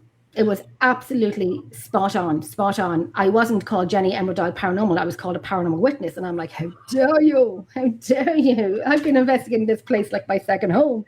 And you call me a paranormal witness? That's the last time I'll give my class AVPs to anyone unless you address me of who I am and what I do. Right. Not Because it's become an entertainment thing, which is very sad. The paranormal, we were just discussing this. It's an experience of spirituality, and there's usually some message behind it, or something that it wants you to do or learn, and then now and when you try to teach people this, of course it's great to make it entertaining, just like a teacher is trying to teach their students and then make it entertaining, but it's not entertainment, and that's what it's become. And that's why you were called a paranormal witness, because they want to be that entertainment. It's me. Well, what if they give you a message in error though? But it's mine, and you wouldn't have it because it's mine. You know? Right. Have you ever had where you get something and all of a sudden it's too much and you're going, I'm gonna die? Okay, this is because you're having an because overload. it's so that's death right there, standing right there, and I'm dead. Oh, wow, That's it. yeah. Or something along those lines. Have you guys had that type of thing where you're going, this is it, period? Yes. Yeah, twice when I didn't want it. I don't know if anyone ever experienced the smell of sulfur. I had it once, but it's terrifying. It kicks you up. I think it's just the overload. You may be very porous at the time, and you're receiving so much information, and it's messing with your entropy. So right, it either turns you crazy, or you think you're gonna die, things like that, and you're receiving too much information. Yeah, like you're targeted. Like they pick you out of everyone. Again, in the tunnels in Shane's Castle, we walked in. We had to do reenactments earlier on in the night. I was relatively new in the field, and I said, the guy said to me, Jenny, you're going to call out, and I'm like, okay. So he said, right, you're going to provoke, and I'm like, well, I don't want to provoke. I don't want to, because I was relatively new. I did, and anyway, later on that night, I brought the rest of my group down to the same place, to the same area where we were finishing the night off. We walked into the tunnels, and I was hit with the smell of sulfur. My nostrils burned. My throat was sore. The irritation of my throat, and so on and so on. Anyway, I said, we're going to keep going in. And the person said to me, Jenny, no, we can't. And I'm like, well, if they know we're here and we know they're here, well, this is what we're here to do. But we had public with us. So I said, right, for the sake of the public, we'll leave. So when we turned around to walk out of the tunnels, I said, I don't know why we're leaving if they know we're here. It was like the Matrix. It's as if something ran up towards me, through me, but come up face to face. My eyes closed, my hearing went as if I was underwater. My head went back like that, slow motion, and came back up again like that. And I had lost all my senses. And I remember saying to my friend, take me out of here now, get me out. And then I thought to myself, lose it, you're losing all of it. Gain yourself back again. It took me about 2 months before I went back. Yeah. And then in Lep Castle, about 2 years ago, we're up in the Bloody Chapel. We had a guest from Washington, D.C. We took him to Redwood Castle. We took him to Lep Castle. You know, he's a YouTuber. And I said, so what do you think of the castle? You know, the most infamous castle in Europe, you know, Lep Castle. He goes, yeah, it's okay. And that's fine. And I said, well, Bloody Chapel can be a little bit quiet sometimes. I like the banquet room. Within that time, and I always said I never wanted to smell sulfur again. Guess what? And there's windows there, but there's no glass in it. So you're on the top floor of this castle. So you're on the countryside. You're going to smell anything coming in. It was sulfur, just sulfur. And I knew this was happening again. And I thought, no, not in this floor. And if it floored me, I had to go downstairs. I thought my coat was on fire. And I'm not one to lose it. And I didn't lose it because I have people there. You know, I have guests there. And went downstairs and sat on the first floor sat beside the fire, and I had one person with me. I was okay to stay on my own, but I radioed up to the Bloody Chapel saying, is it okay if I go back upstairs? They were on the spirit box, and a female came in and said no. And I'm like, crap, what did I do now? But she was saying no, and there is talk about a female from that bloody chapel as well. And I think maybe it was just to say, yeah, I'm going to let you know now that, we're not quiet up in the bloody chapel. But that was the two that I thought, I said, here we go again. And I don't want to smile again. I really don't. I think Chris is very, that's what happened to Chris. I believe that your experience where you thought you was going to die or felt like you were going to die or thought you was going crazy. I think you was very porous at the time for whatever reason, and you was receiving all this information from the spirit that was trying to reach out for help. Yes. Like college age, no less. That's crazy. I'd be like, Mom. Yeah. I have to admit, I was green behind the ears. I didn't even know ghosts were a thing, so to speak. I talked to the Warrens. That was kind of cool, I guess, and heard their theories. But when you end up on the bathroom floor bleeding from your back after you fell out of the shower, and people are dragging you out, and your friends are being held down in their beds and being knocked unconscious and committing suicide, it goes away from the I might have heard a sound to I'm gonna die. I don't know how to live. I don't want to die. And I remember lying on the floor thinking, this is it. I cannot do this anymore. And what I thought about was my mom. My mother gave up college to have me at a time when women to go to college too often. It was a great opportunity for her. She gave it up to have me, probably a poor choice, but she made that choice and never held it against me. And so what I did was I laid on the floor, just made a straight, calm face. This way my mom found me. So the casket wouldn't be a horrifying face. Maybe I found some rest. It's strange sometimes how in a crisis you think of the strangest things to ground you. There's that movie with Tom Hanks, Castaway, and there's a soccer ball. It's a soccer ball. He names it Wilson. A lifeline, right. Then one day Wilson goes away in the water and he's like, Wilson! And everyone in the theater is crying. Every human being is crying. Truck drivers, people 8 years of college, young, old, they're crying over a movie of a soccer ball going through the water away from the actor. And it just shows you how emotions can really connect you with a moment in a good way, in a bad way. And then the question I get the most since the Netflix show came on was, where are the pictures of the scratches on your back? It's pictures of everything else. Why not that? And I want to share that if you don't mind. Yes. Yeah. At that time, I didn't want more proof. I wanted a friend. And Jeff said, he looked out the window and said, the natural light is fading. Let's get a picture of the scratches now. And I said, no, don't take them. I don't want a picture of the scratches. So you don't understand. This is good evidence. I said, no, I don't want to be Ghost Boy. I just want to be Chris. I need to have a friend first. No, but you don't. But he put the camera down and said, I'm your friend. And him saying that to me and not getting the picture of the scratches, it sounds counterintuitive, was the most valuable and blessed moment for me in that haunted, because I knew he appreciated me for being a person and not some ghost conduit. Right. I needed that more than anything. Yeah. And it is hard sometimes to explain to people how you don't want proof sometimes. You just want to get beyond it. And I guess if you haven't had a ghost experience, I'll say this. If you think your husband or wife, your spouse is cheating on you, you can hire someone to follow them. But what happens? They come back in a week and put an envelope on your table and says, there it is. What's that? That's your proof. I'm not sure I want to see that proof. Envelope. It's my wife. Is she with my friend? Is it my bed? Are they happy? Is it yesterday? Sometimes, now it sounds very odd, for healing, you need to put proofs aside and just get beyond the moment to breathe clearly and to see things more clearly. So yes, I am very compassionate for people who struggle, who suffer. And I mentioned before about alcoholism and addiction, depression, and all these things. These are real things. And we don't remember most dates. We remember crying and laughter. Remember our grandmother. Remember going to a fair as a kid, the carnival. Those are things you remember. They're not facts. They're not data. They're experiences. That's why I advise people, I hope I'm not talking too long. Embrace moments. No, that's embrace moments. Yeah. Because you don't need it validated. All right, it's there, but to have it actually like in your face, validated, like here's your proof. I don't want that either. I don't want that here. I don't want somebody taking a picture of something in my yard and going, here, I got your proof. I'd be like, oh, hell, And how cool is this? Look at this room. How cool is this?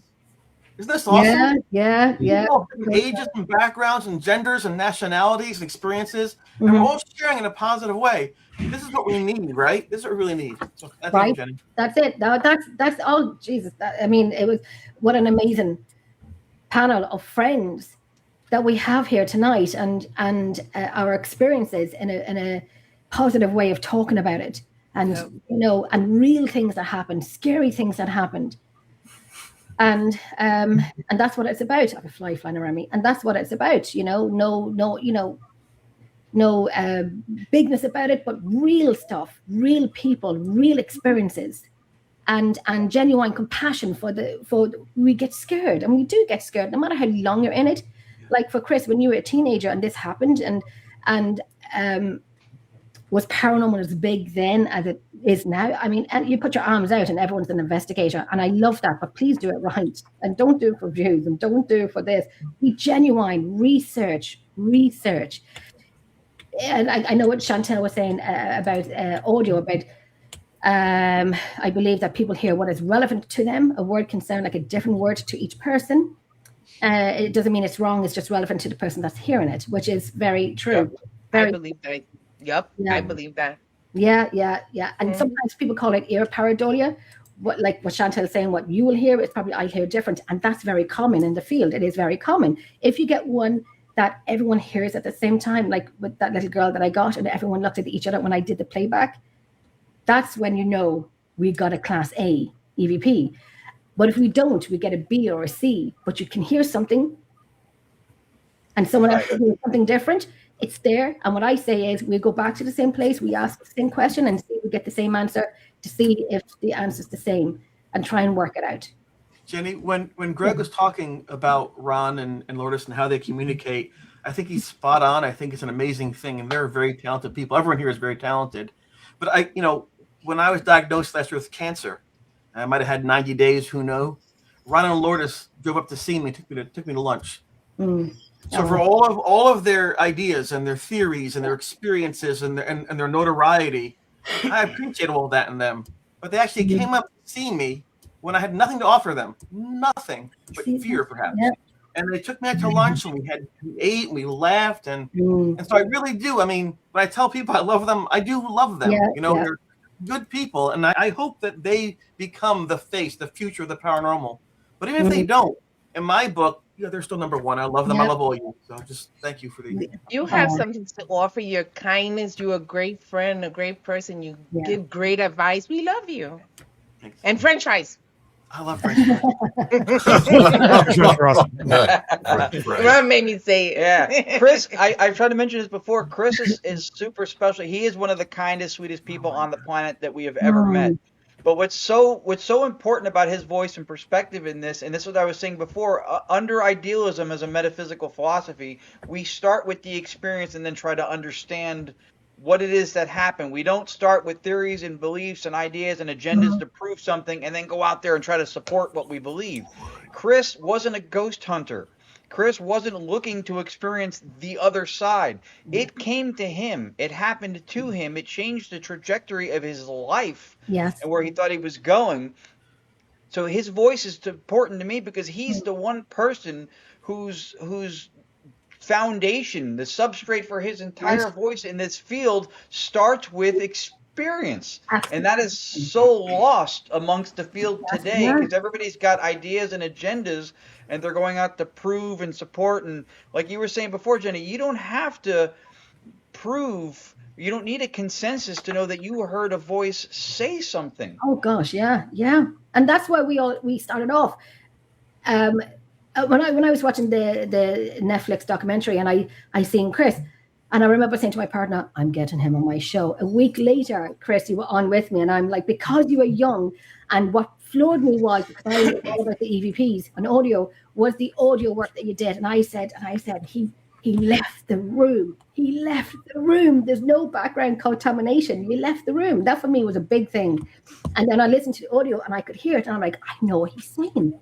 And that's when I looked you up and I said, right, Chris, you don't know me. I'm little Jenny from Ireland, but I kind of need you. And my show, I wanted to talk more, yeah. If you think about it, my voice has been magnified by that media giant, right? But not everyone has that opportunity. I just found myself in a weird place at a weird time and made the most of it, you know.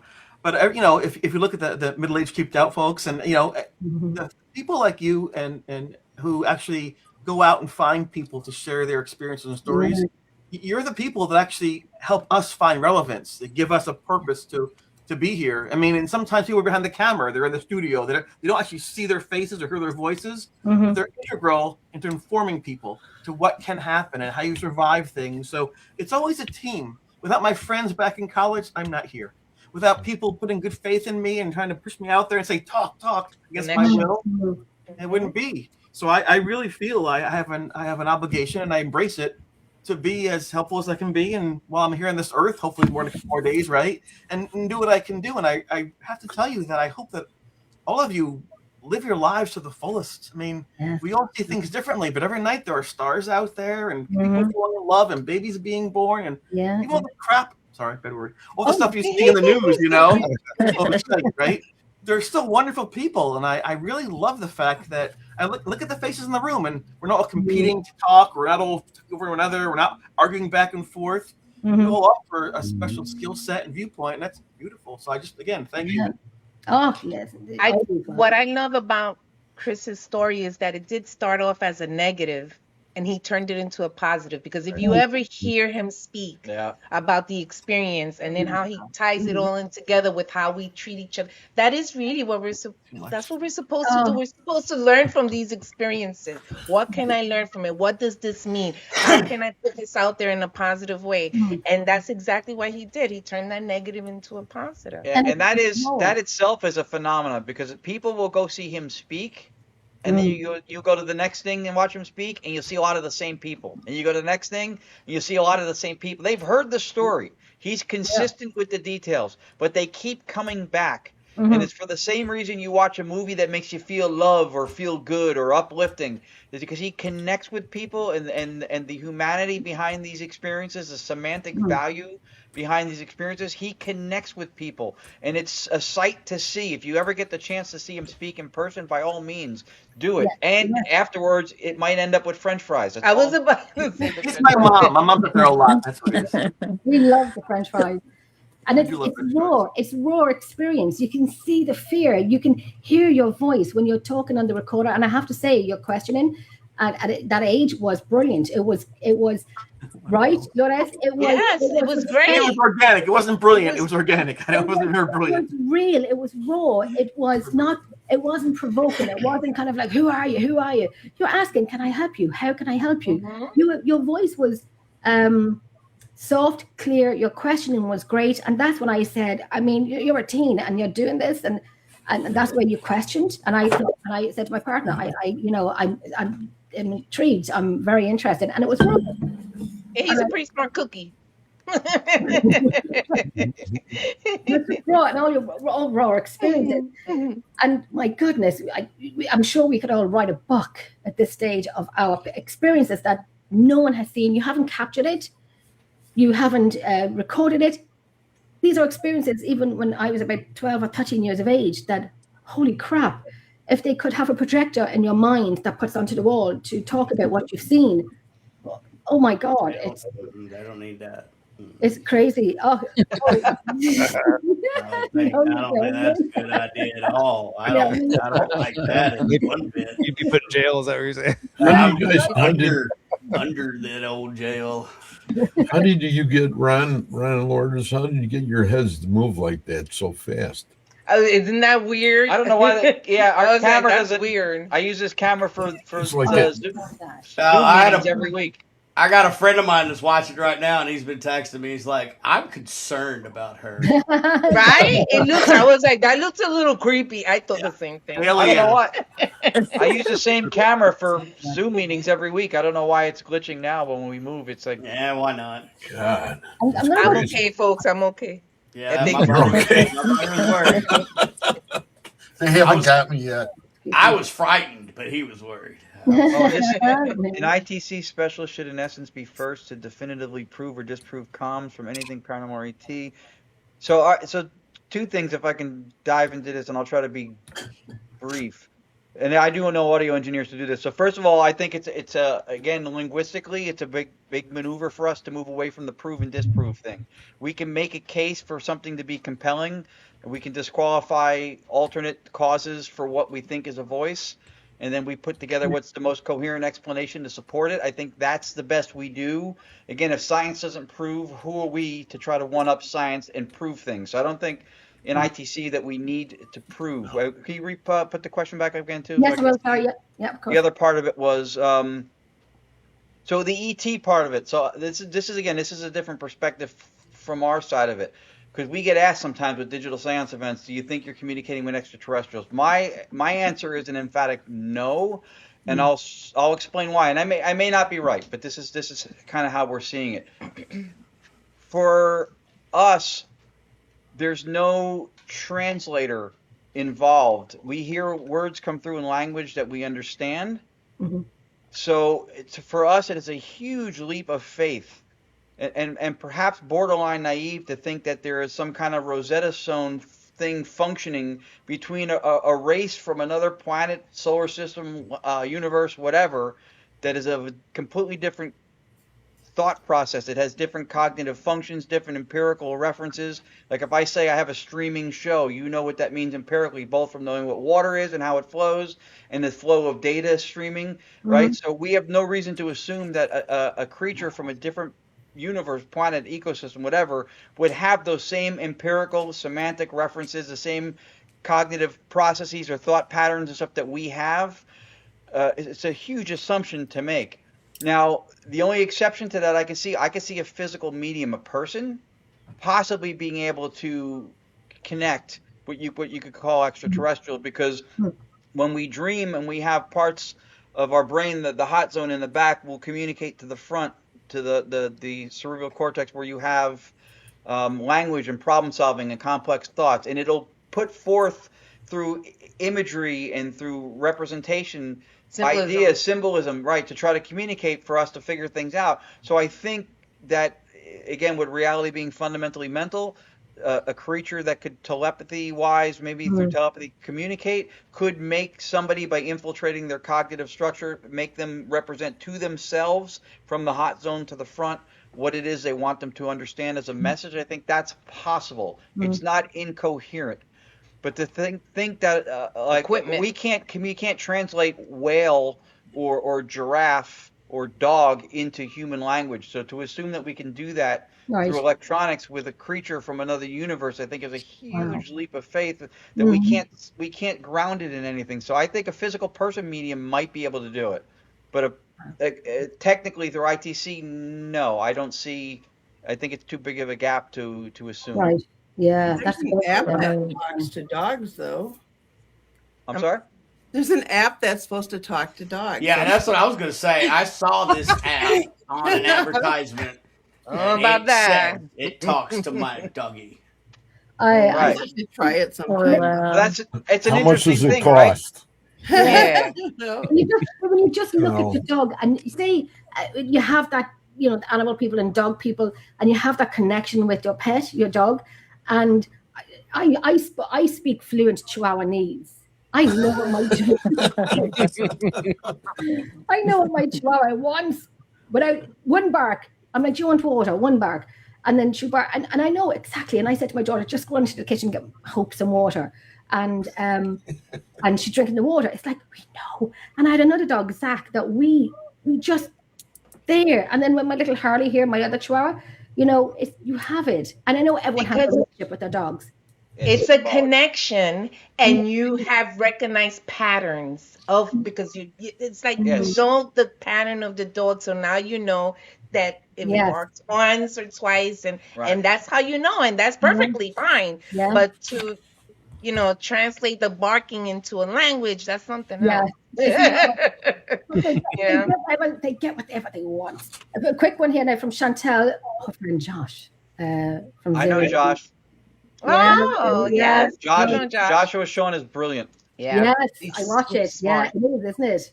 Yeah, super smart. That's so Yeah, brilliant. he's brilliant. Now, he's an audio engineer who speaks to the validity of ITC work. Who you can listen to him talk all day. He's got it down. Yeah. Pat, he's super smart. And one of the nicest of people. Also, he's a sweetheart.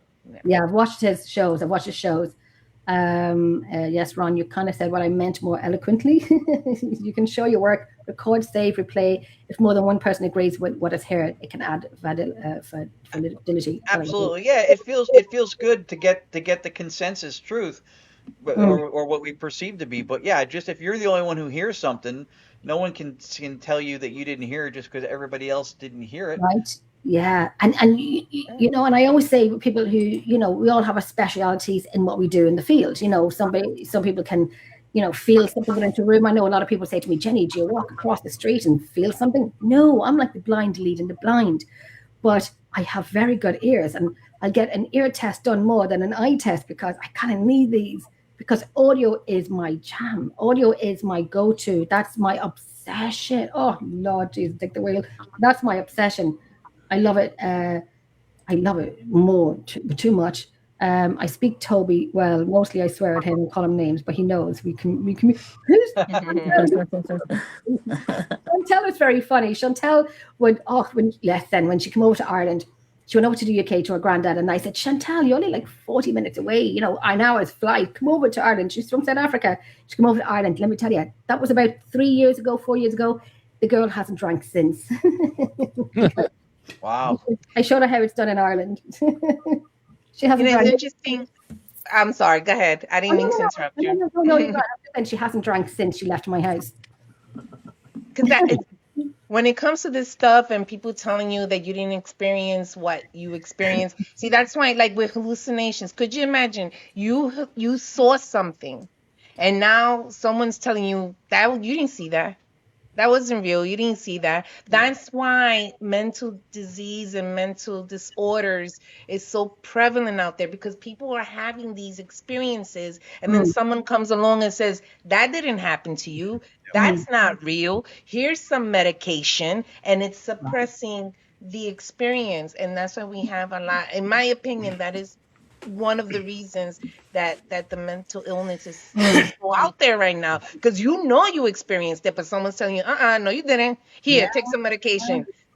Oh, I could talk about stuff that I probably, you know, Jennifer, I probably get mail saying, Jennifer, you can't talk about that, but I kind of do. But I don't know if it's the place to talk about it. But it's nothing bad. But probably people won't like it, but it doesn't matter.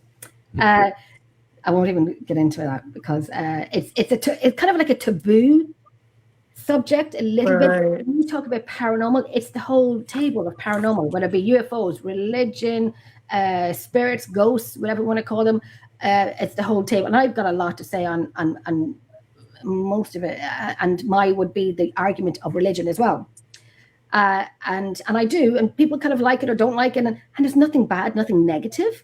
But you know, I've had conversations with people before, and I had a great conversation with a good friend of mine, Bishop James, and he's lovely to talk to. He's been on the show a few times. He's back on again in June, but he doesn't.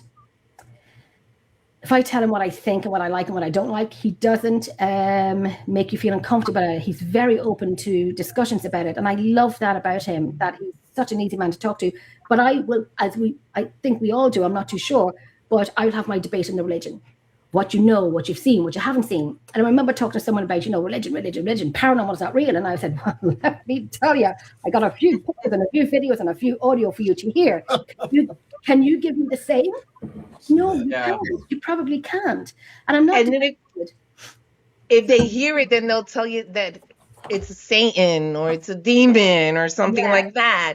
But if there is no bad or good, it's just more of respecting each other. Absolutely. And listening to, right? And sharing experiences. Absolutely. And I think at one point I was gung-ho about it, and then I kind of said, Jen, you know, calm down a little bit, you know, and this when you get older in the field and whatnot, and you're thinking, you know, you're not right and you're not wrong.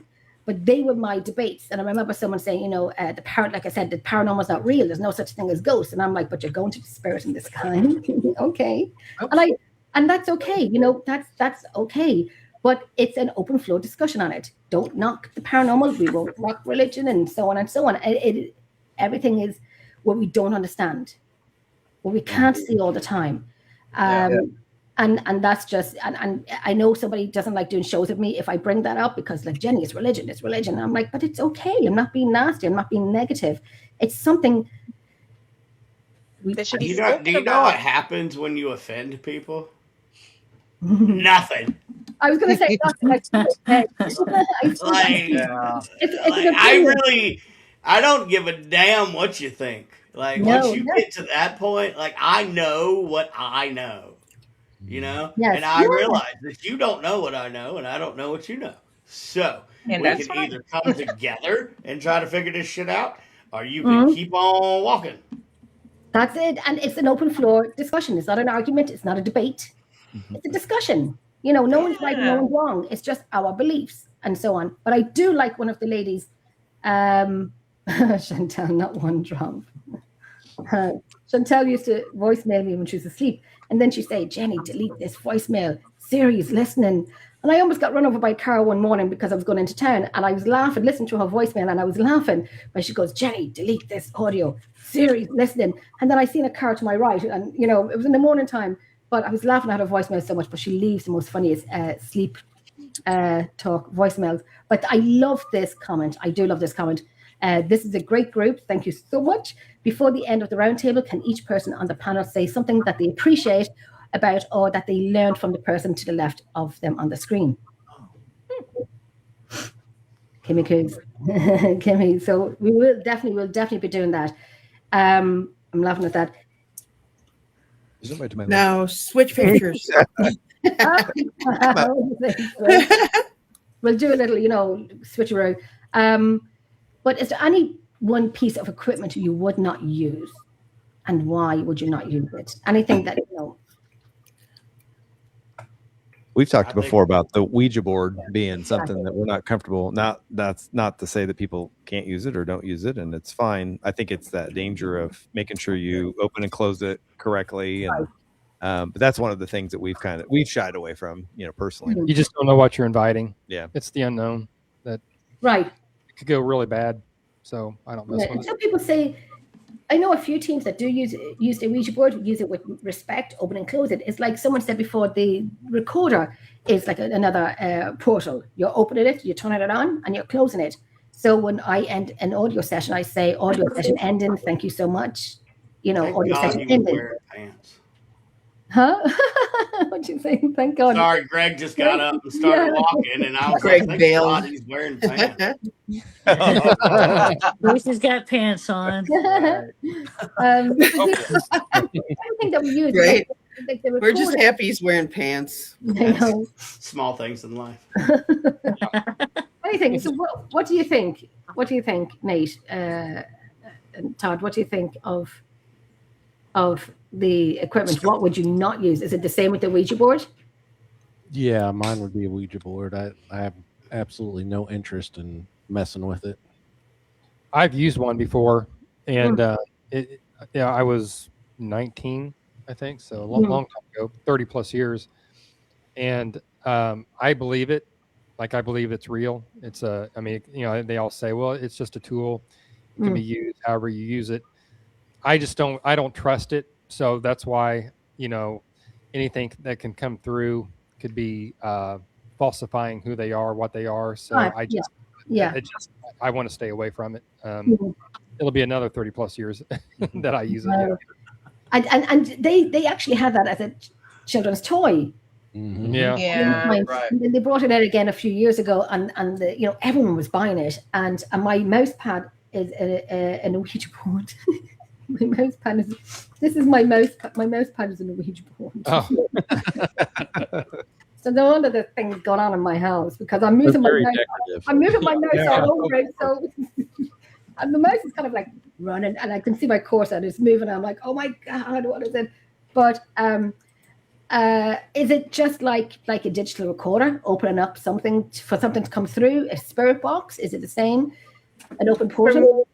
I think for me, first of all, it would be a Ouija board, but I think because I have paranormal trauma, when I was little, they were doing a ceremony, and my family are physical mediums, Wow. So my cousin was channeling, and my mom she was one of the few within the family that didn't practice. So when my cousin was channeling, she bumped into my mom, and my mom then started channeling and started moving in ways that I knew it wasn't my mother and speaking in ways. So that traumatized me. So I think because you're moving it yourself, like it's using you. So I feel like for me it's trauma. I don't want anything trying to use me to communicate. So I think there is a difference because of that. There's some channeling going on within you that is now providing the communication by moving that planchette where you don't have that with equipment. So Right. that's So then it knows I you. think there's a difference there. Yeah. My biggest question on like with Ouija boards is which side's really in control? Yeah. Right. Well, that's another thing of being true to yourself. Right. You have to be true to yourself. So if you're not gonna push the thing, the planchette, then there you go. But if you pushing it, well, you know. If you look at that from the linguistic and metaphysical approach again, right? Yep. Which side is in control? So as soon as we draw sides and we create a duality, so we're saying that there's another dimension or world somewhere that's separate from the reality that we're in, and that the way to open up a dimensional portal between worlds is a piece of cardboard and some plastic. Right. Or there's could it one just reality, be which the is consciousness. Bingo. And that's where I was going with it. Speaking to Lord's point, there's one she made reality, earlier. which is consciousness, which is the substrate of reality, and then within that, the physical things are just representative of mental processes. So you have the intention that makes a difference because the board isn't fundamentally physical, and you're not opening up a doorway to somewhere else. You're opening up a greater visceral experience of consciousness through intent and experiencing something you might not otherwise experience. Ron, I have a question for you. I've been dying to ask this. With quantum computing, how do you, and any of you guys can answer this, but Ron, especially, I want to know, what do you think about how, I know that people work on quantum computing and they're bringing that into the ethos, but I know I've listened to people talk about like, if one day we all wake up in the quantum world, because what we're talking about a lot is we don't even know how we can't even think the way that some of these processes work, you know, but you're talking about language, math is a language. And it's interesting to think like like I said, I don't have the answers to this. I'm not a quantum physicist or, you know, quantum studier, but I think it's interesting to think about when they do get quantum computing up and running, how is that going to alter or change? I mean, obviously it'll change everything, but the paranormal field, especially, like all of a sudden we can see what's over across the veil, you know, like that to me is really interesting. I'm fascinated to know what you think about that. Well, I mean, so first of all, to say that we can see across the veil is to assume that there is another place right, yeah. across the veil, right? So again, when we theorize, a lot of times there are what we call unexamined assumptions that are built into the way we put forth the idea or express the question. Right. So quantum just means subatomic, right? Quantum is smaller. It is a reduced version of the particle and the molecule. And so another thing that quantum physics has said is that particles aren't little balls that have discrete boundaries that exist in and of themselves. Right. That would make the idea of entanglement damn near impossible to try to explain how two things millions of miles away could be affected. If you affect the axis and spin of one going this way, it changes and affects the axis and spin of the other one going on the other axis from, you know, no near proximity. You wouldn't be able to have something like entanglement. So those physical boundaries, per what I was explaining before, idealism, are the result of observation and measurement. They don't exist physically in and of themselves, and then when we observe them, we get the measurements. Those are the result of observation and measurement. Behavior. So quantum fields in science are it's a model to explain and theorize within which we build the ideas and the explanations and such, but it's not like it's a literal field. So quantum computers, the idea, I guess, is that they'll work faster. And then one of the problems that they're having with those is the processors overheating because of the speed by which that they can work. So something to exist on a quantum level, some people think that consciousness is both quantum and classical, right? There's a gentleman who created the microchip, Federico Fagin, who thinks that consciousness is a quantum classical hybrid, a little bit of both. It's certainly possible. I don't know if it changes anything with regards to the veil. I think we've drilled down pretty far, and the thing is that if consciousness is the foundation for reality, you have to have a reduction base at a point where you stop reducing to explain. Otherwise, you're just chasing your tail. And consciousness is the one thing that from that you can explain things, but it itself is not reducible.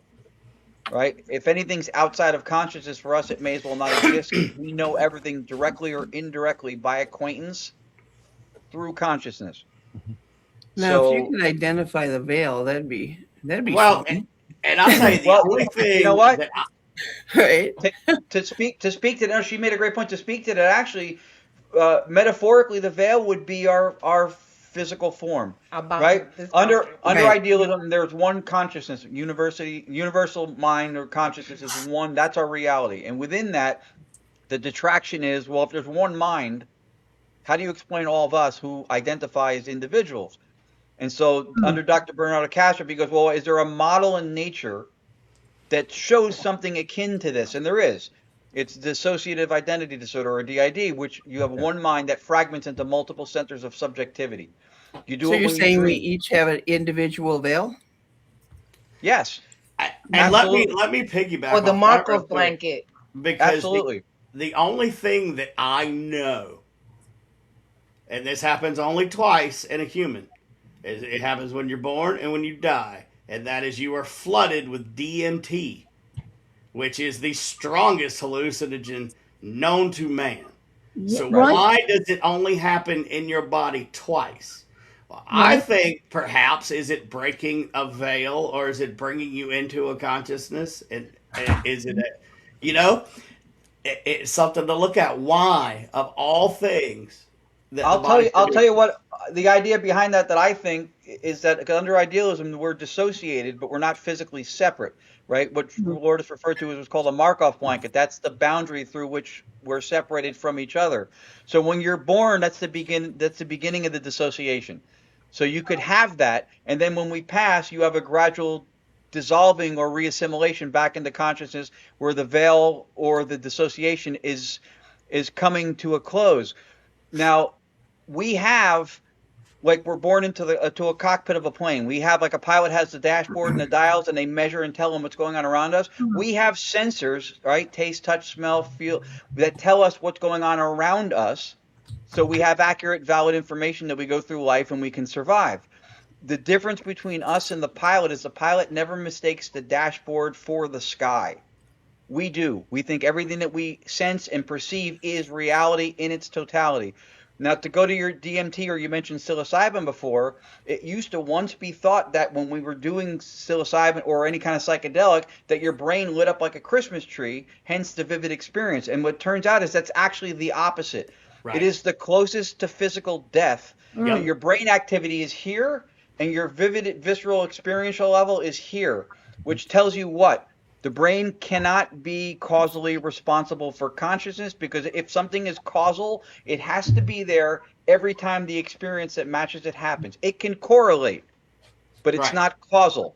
In the same way, you could always correlate a fire with a fireman and a fire truck and a hose, but it's not to say that the fireman and the truck are the cause of the fire, because you can correlate those a lot of times. So that, I think, is the explanation behind the two spikes in the DMT. You have the beginning of the dissociation, and our senses prevent us, because we have an upper bounds to our cellular structure and integrity. We don't know that the cosmos has any such thing. So when Lourdes was talking about mental illness before, that overabundance of information overwhelms us, that's working against our natural instinct, which is something called entropy, where you have a system that seeks equilibrium. Right? When you have the steam coming off your coffee that's excessively hot, the process of entropy is the cooling. It's the expelling of energy to have the state equalize itself. So we have an upper bounds that keep us safe. If we took in reality in its totality and everything out there, all the ultraviolet and infrasound and everything else, we would be in tropic soup. We would be overwhelmed and just burn up and melt. We die.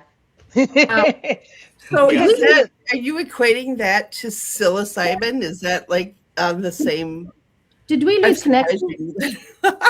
Did I don't know what the hell happened. He became a ghost. Did we lose connection?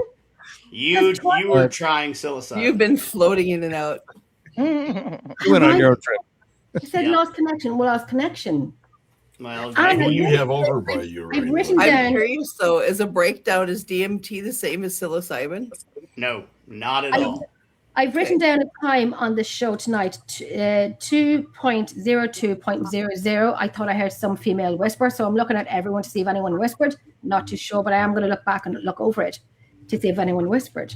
But it was like a female whispering. I don't know. It could be. I heard something earlier in my cans, but I just thought somebody was having a sidebar or something. But I don't know. You know what Nancy was saying about the. You were talking about the end of life. So you see when people are, coming to the end of their days of life and they're seeing people, they're seeing their loved ones. Is that because of what they're being given? Or is it the thin veil where people are coming to visit them and to take them over with them? Would it be of... I'm not understanding. When people are ready to die and they start seeing like dead loved ones or relatives, I would say that's part of the same thing. That your dissociative boundary is gradually dissolving. You're reassimilating back into consciousness, and as a result of that, your level of porosity, your openness, your cognitive neighborhood, to a vivid, visceral, conscious experience is more open. So you're taking in more. Wouldn't it be dampened though if somebody was being snowed at like end of life, where they call it basically snowing? They've got cancer, what have you, and they're in a lot of pain, so they put them under tons of morphine. And would that? I mean, you got to wonder if that would hamper the whole process then with the DMT. As far as here's my thing, the body knows how to do two things by itself. Knows how to live, and it knows how to die. Okay. That's what it does. This is what we are made to do. So I think, in just my opinion, and my wife was a hospice nurse, so I've talked to her a lot. I think that it speeds it up in a lot of cases. Okay. And so a lot of that sedating medicine will act like your psychedelics. Right. It makes you more porous to receive more information. That's what happens. I remember it was 2 years ago when my mom passed away, but my sister had passed away in November and my mom had passed away in May. And this is like a little over 2 years ago. But no one told my mom that my sister had passed away because mom was too ill of health. She was too ill. Wouldn't be able to take it. She's 11 children, wouldn't be able to take it, wouldn't probably not understand it. So no one told her anything. And then while she was in hospital after her many strokes, I don't know, but, we all taking turns looking after her, sitting with her, staying with her in the hospital and so on and so on. There's 11 of us, the nurses had a break because we were all in. And then she said to my sister, "You didn't tell me Yvonne passed away." And we were like, "What? What did you say? You didn't tell me Yvonne had passed away." Because no one told her, and she wouldn't be able to. She'd remember it and then she'd forget it. Right. Because no one told her. But she knew that she'd passed away. And I was like, as a paranormal investigator, I'm like, "Oh my God, mother, come here to me. I want to spend my shift with you because, 6 hours." And I never did, to the point where I took a recorder with me because I just couldn't do it. My mother would probably tell me, "Jennifer, F off on the recorder." She probably would. And then when she was passing away, we were all in the room with her. And then she was looking out, and she came from a big family. So she was calling out her sisters' names, especially the one that she was very close to. She passed away when she was 12. And she was calling out for her as well by her name. And her dad, she called me her dad. So was it hallucination, that part? I don't know. She was calling out for her favorite sister. She'd come from a family of 13, and she was the last person to pass away after coming from a family of 13. And she knew Yvonne had passed away. And she was calling out for, you could hear me in the room going, like I was taken, you think you're ready, but you're not. But I was taken back by it, oh my God, this is not what I want, but this is not what I'm seeing. And I'm like, it scared the shit out of me. Because as she was getting closer to the end of her life, she became more porous and started receiving more information. So even though you guys didn't tell her, once she's becoming more porous, she's receiving this information. That's actually quite common. That's actually quite common that happens, that people see somebody that they didn't even know was dead. She didn't. She wouldn't have remembered. You know, if you told her, she'd forget it 10 minutes later. And it was kind of validating. Yeah. You know, like it gives me chills because that does happen. It happens all the freaking time when people are transitioning to that stage. It happens, yes. It was validating that she's seen Yvonne, and we're like, oh, she's gonna give out to us now because we didn't tell her. Oh, you can go and see Mommy first, not me, because she's gonna give out. But she, you know, it was just, oh my goodness, it was a little a WTF moment. Yeah, it really was. It really was. And it lifted up that burden from you from not telling her, right? Because you kind of feel well, you know, when you met, oh, you know, you've seen Yvonne, even though she was still in the my mum was in the hospital, but she was, you know, very bad, you know, but she had her wits about her, you know, and she always remembered my name. Of a family of 11, she remembered my name because I was the funniest one of the family. So of course, and my old friend, she goes, who's that? And I said, that's Vicky, you know, Mommy, this is Vicky. And she goes, oh, Jenny, because I always kind of like danced and sang and tap danced after 3 hours. I said, Mom, we have to go. And I'm like tap dancing out the room, and I said, we have to go. And I say, Vicky, grab me by the neck and pull me out. But but she'd always remember me, just saying family. She always remembered me, even though we didn't get on too well sometimes, all the time, some of the times. But she remembered, and I'm like, okay. Because you gave her the most trouble. I'm not called the black sheep for nothing. I'm not called the black sheep for nothing. Oh, there's no rugs in my house. No rugs in my house, and I did. I actually, we're like, unfortunately, ladies and gentlemen, I'm gonna have to call it. I've got to. We have to call it too. But I enjoyed it, so thank you guys so much. Thank you so much. Bye, Brandon. Love you. Thank you so much. Bye, Brandon. Bye. New Orleans. Yeah, man. See you in New Orleans in July. Yeah. See y'all soon. One more question before we leave, and I want to do this question, not this question, but I want to do that before we do leave. One more question. Do you find the longer? Oh, I'm very close up now.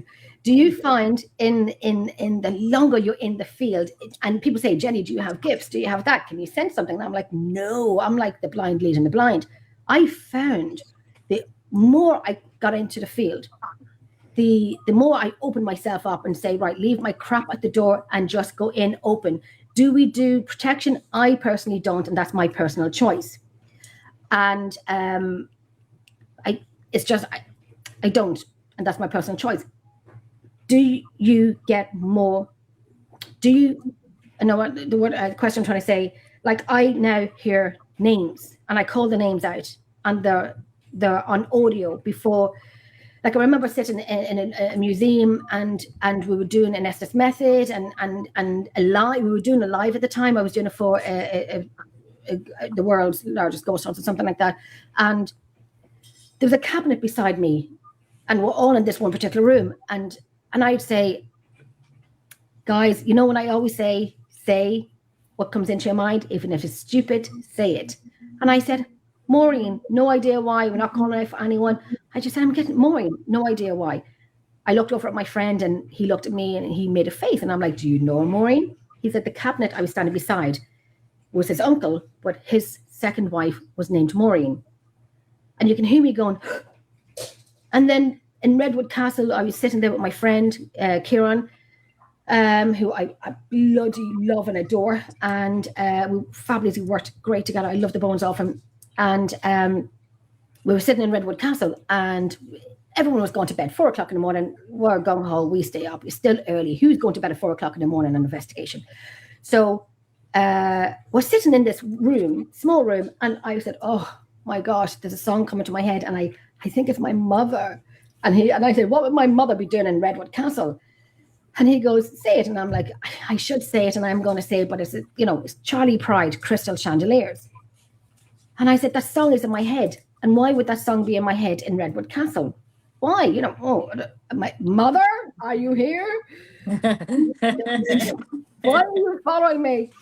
And then he looked at me and he goes, why would you say that? And I'm like, what? He goes, that song. And I said, because it's playing in my head. And he said, that's my wedding song. They're getting married soon, but he goes, that's my wedding song. Oh, wow. And he's younger than me, so he shouldn't know Charlie Pride and Crystal Chandeliers. And those little things, you know, those in your head, in your mind, if it's stupid, say it. So my very long-winded question is, do you gain gifts the longer you're in the field? Something you never knew you had, to like clairaudient, of getting a name and saying it. If it doesn't spot on, it doesn't matter, say it. And I'd be like, Patricia, Sharon, Nolene, are you here? You know, Jennifer, stop. And I'm like, no, one of them will come through. But do you ever get something like that? Can we? Excuse me for one moment. Greg. Yeah, no worries, honey. I just got one moment. No worries, my love. Do you ever do you have, you know, we all say we have gifts. We don't know how to use them. We don't know what to do with them. Do you think that we can gain them the longer we're in the field than when we open ourselves up to this? I think that makes complete sense.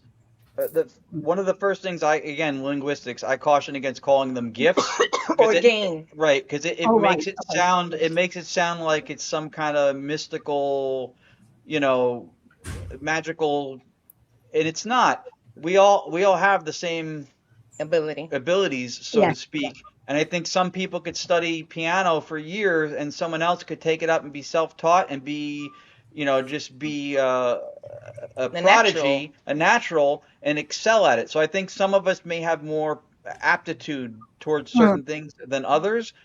And I think the reason that you maybe feel like you learn or come across or enhance gifts is, I think, from being in the field longer, is because of the more experiences you have, the more intellectual permission you give yourself to entertain the realism of those experiences.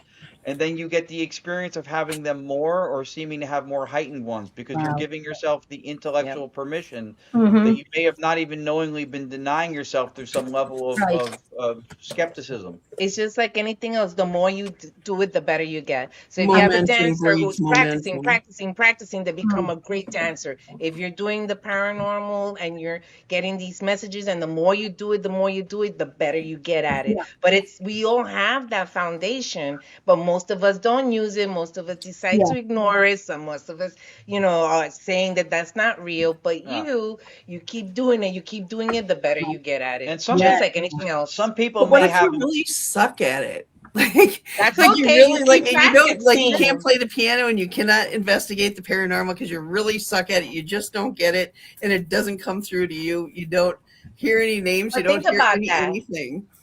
If you say to yourself, I really suck at this, you're going to suck at it. Well, no, but even right. But if you put your mind, you really can do anything that you put your mind into. Absolutely. The thing is the passion. You need to have that passion to be able to. You may not be a virtuoso, but you'll be good at it. Right. Well, right. I want to springboard off what Nancy said. I used to coach track and cross country for junior high and high school. And I can tell you that everyone has potential, but not all potentials are equal. Fast twitch muscle, slow twitch muscle, height, things like that. So I believe everyone has the potential to do these things we're talking about. But some might have, through circumstance, through DNA, a greater potential. But all of us can work to actualize the potential that we have. And I might find that being 5'6" may be a career for me. I'm not playing basketball. That's the way it is. But I'll find things where I can direct my talents to. Right. But just because I can't play in the NBA doesn't mean I can't enjoy basketball as a fan.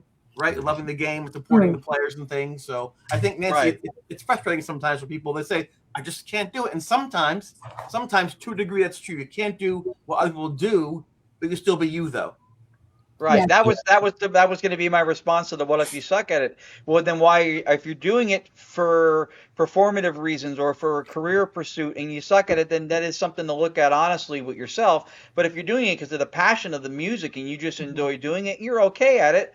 Then if you get something out of it that's self-rewarding, then then your absolutely own enjoyment should be enough. Absolutely. Yes. Yep. Your excitement, like Lourdes was saying, your excitement, your passion for it. You know, go in and say, like, do you ever get? I know when there's one particular location that I go to, Leap Castle, and I get that butterflies, even though I'm doing it 9 years, 10 years, and I do it a few times a year, I get that butterflies to say, oh God, they know I'm coming, they know I'm coming, they know I'm coming, because it's that mindset. Does that make sense? Yes. It's like a mindset, and they know, and like, even though I know it, but my God, you know, I wish you all could come to Leap Castle with me. Well, you know they're going to be like, Norm, when you walk in, you know. And then one location was like, the females were talking, because my friend was there, he had the recorder running, and he goes, oh, and the females were saying, I was late over to location, which is 10 minutes away from me, and it goes, the women were saying, here comes Jenny. And I'm like, yes, I'm here. But you know, you and people say, Jenny, why do you do the same locations time and time and time again? Because paranormal is, as we always say, a jigsaw puzzle. There's not all history is written in the books. You gotta, it's like an onion. There's layers and layers and layers to it. You gotta find out the puzzles. You're right. That you don't know. And let me tell you, the location that went in the 6th of June is Redwood Castle. That is an onion. That, oh my Lord, that has layers to it that only some know, and some will go and some won't like it, and it's quiet, but you got to sit down and you got to do your work. And then you got to do the work. Yeah, you got to do the work. Have passionate about it. Believe in who's having it in this castle. Believe in them, and not say, well, we can't hear a knock and we can't hear a bang, so it's not haunted. Stop it. Work at it. Believe in it. Be excited about it. Be honest. Just be passionate about what you bloody do, because you're paying for it. You're traveling for it, and you're spending hours and hours doing audio. And don't worry about anybody else and what they think. That's a really key. You don't have to worry. It doesn't matter if that person. It doesn't matter. It's what you believe in, and you. I always believe in stay in your lane. Don't come into my lane, because God, I crash. Stay in your lane. Stay in your lane. Don't go in Jenny's lane, please. I'm like Jenny. Don't go in my lane either. Jenny, we the same. Don't go in my lane. I won't go in yours, and you don't go in mine. I know. One of my jokes in our show is when we get on this subject of being able to feel or know or hear in the places that we've had chances to investigate at. I always say that I'm a 2x4. It's I don't feel nothing, I don't see nothing, I'm just there, I exist. With that being said, though, I have been privileged of having some experiences, and it's opened me up to want to have more and be more open to receive those experiences. Absolutely, right. So it's like a muscle. You just have to continuously keep working on it. It's exciting. And your mindset plays a big role in it. Yeah. And it's exciting. And you have to, you know, and I always say, you don't have to talk to me, you don't have to touch me, but you do. And I feel lucky for that you are responding to me, whether it be, you know, intelligently. You did touch me on my arm. You did, you know, touch my jacket, or, you know, kind of ruffle my hair or whatever. But they do it to you, and you're thinking, oh my God, I love this, but don't follow me to the bathroom. Please don't follow me. Chris is looking slightly dubious. I was going to say, you can all come my lane, just use your signal, directional. That's right. So guys, I'm going to have to dip, because we have plans later on, and I have to get ready, and we got to be leaving soon. Yeah. So you can chill, but I have to go. But it was a pleasure with all of you. Talking to you was great. Thank you for having us. Nice to meet you. Always. Thank you so much. Thank Have you a great so evening. much. Bye. Bye. Bye. Take care. Jenny's Irish. One last question, because I'm, you know, it's like me leaving. I'm at first at the party and last out of it. Animals, when it comes to paranormal, there was one time this young boy that I knew, my colleague who lived with my friend at the time, hated this boy. Absolutely hated him. And if I didn't see this with my own eyes, I wouldn't have believed it. But this boy would always talk about his granddad, who he never met, what he loved, what he didn't love. And my dad and Chantel, I love you. It's 1 a.m. in South Africa. He knew everything about his granddad, who he never met. He was born when his granddad, after his granddad had passed away. But my border collie hated him. And I remember being up in the house one day, and we were sitting around the table. All the dogs were in the conservatory. The curtain was pulled over. So my particular collie, there was 4 dogs. My collie was there, could not see this boy. And if I wasn't there and I didn't see it, I wouldn't have believed it. I was told about it and so on. But I seen my collie, who I had since he was 8 weeks of age, banging on the glass. And you could see the spit. His teeth were banging off the glass. He wanted this. And I work with animals. And I've never seen my dog react like this. It was like the Omen. It was like, blue, WTF, blue. And, and couldn't make it out. Well, one of the dogs pushed the sliding door open. We were all in the living room at the time. He went through the crowd of people, made a beeline for this boy, and bit him on his thigh, behind his thigh. He just wanted this boy only. And then when he was saying he was leaving the house and so on, and then he said bye to everyone. He goes, "Bye, Jenny. See you in heaven." What? What did you say to me? I'm glad he didn't say the other way. But he said, "Bye, Jenny, see you in heaven." And I'm like, well, I'll take that. Thank you very much. I'll take that. But it was, and he doesn't remember any of it. But that means you're going? I hope so. I hope so. I'll see you there, Nancy. But it was this boy that had something with his granddad, told me he'd see me in heaven, but my dog wanted him like an Omen. Like the dog was like from the Omen movie. And I've never seen anything like it. And it stayed with me to this day. And I never knew why. But this boy, who's an adult now, doesn't remember any of it. And that was kind of a WTF moment of seeing that. And when you think you know stuff and you think you've seen stuff, and then you see that, kind of, my God, my book will be out next year. of all this oh Lord, let me tell you. But it was kind of, what's your thoughts on the dog wanting him, this boy, and only him? Forget about 10 people in the room. He wanted this boy. Did he see something bad? We don't know. Dogs have a really good sense. They sure do. Yeah. Character, and I've had many dogs, and you can tell that they'll love up on a stranger and let them pet them, and then they'll go to the next stranger and they cower away and don't have nothing to do with them. Yeah, absolutely. Pay attention to your pets; they'll tell you a lot. Mine are broken. I married my husband because my dog liked him. Broken kids and dogs. Yeah. Yeah, right? Broken or spoiled. I'd say spoiled. I'm going to go up to this question here if we want to do this. Hope you're still here.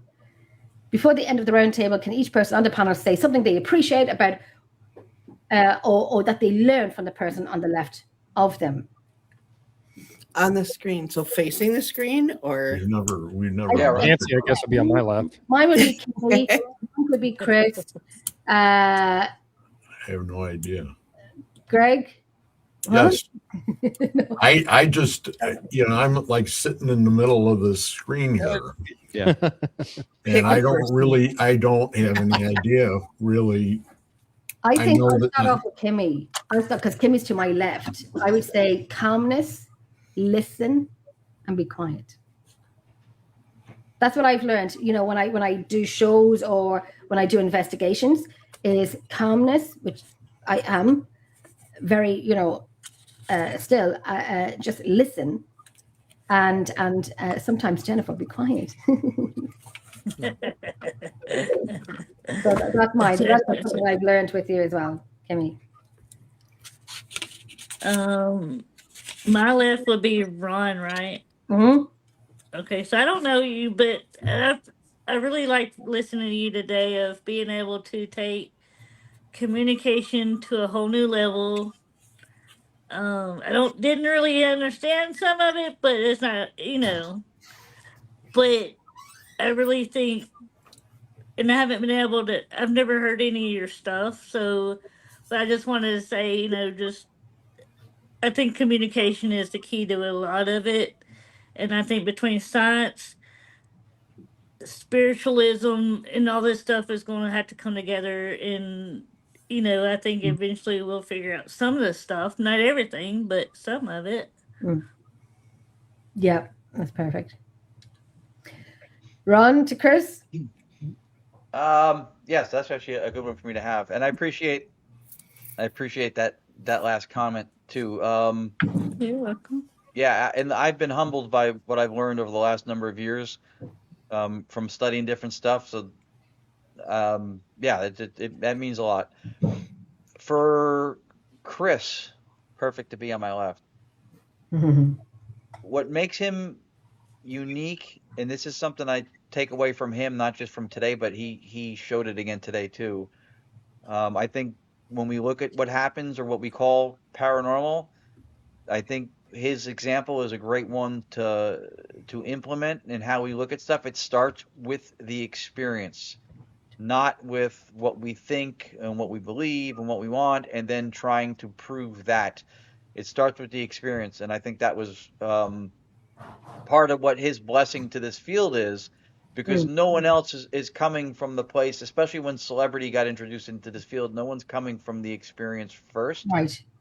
But what he's shown me every time I've talked to him is that I've always been, I try to be considerate. I try not to disrespect people. I try not to do anything. I never intentionally go out and seek to hurt or diminish anybody or what they think.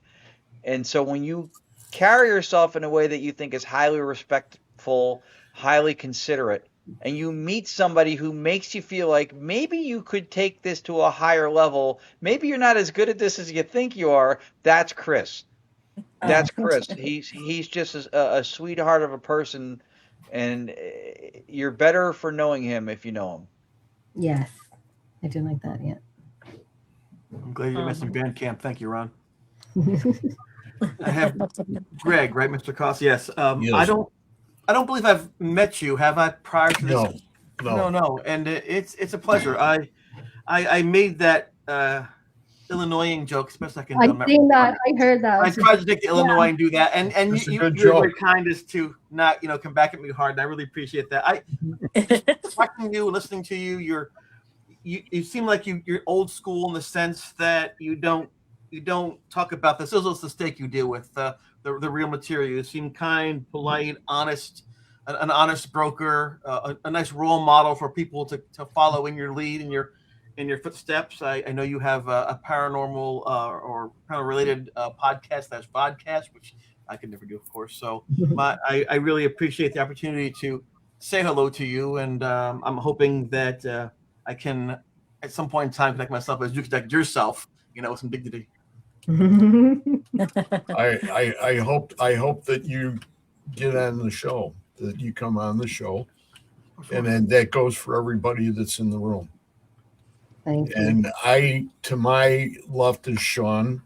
Hi, Greg. And I know the only thing that I don't understand is you have that abbreviation underneath that's Mako. Oh, and yeah. Around here, that's like a car business. Yes. Yeah. We joke about that. One of these days we're going to get sued by that. Yeah. That's the middle age creeped out. You guys have a great sense of humor, and you come across to me as really, really believing in what you're doing on the air. And there's something to be said about that, in the respect that when you take and you see somebody and you see how they handle themselves on the mic, like me, I'm all over the place. I'm not like you guys. I don't come close. I would love to have the opportunity to watch both of you guys work. And I'm sure that I will, now that I have everything written down. And I will be looking you guys up, and I will be paying attention to everything that you guys go ahead and put on the air. Yeah. And that's about all I can say is, and I apologize for having to leave a little earlier. No, Greg, I had to leave. But I hit my son's business phone upstairs, and he's going, "Hey, I need my phone, Dad." Oh, you're wrong, Greg. I had to run out twice because I had an emergency here. It's like, never apologize. Never apologize. But anyway, when you really stop to think about it, we're all into this together. Absolutely. Yeah. There's no issues as far as anybody wanting to be here for 5 minutes. Right. We're in here for the duration. Mm-hmm. I have no problem with that, because that's the way I believe too. Yeah. And that's what we all have to remember. And if anything ever happens where we're down the road and any of you needs anything, any help, you could always call on me. We do. I do. Greg, and I will leave it at that because. Oh, sorry, I didn't mean to cut you off. It's an no, honor no, to know you too. Right back. Yeah.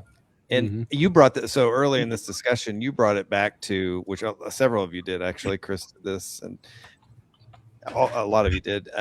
They brought it back to the heart of the matter. Very important as well. And Nate knows how I feel about him. Like these guys are my buddies. We've been buddies now for a long time, and we brought this podcast together to people so that it is a safe area, because I've had weird stuff happen to me throughout my life, and we came into it wanting the guy time, the paranormal and the creepy, but we talk about the mental health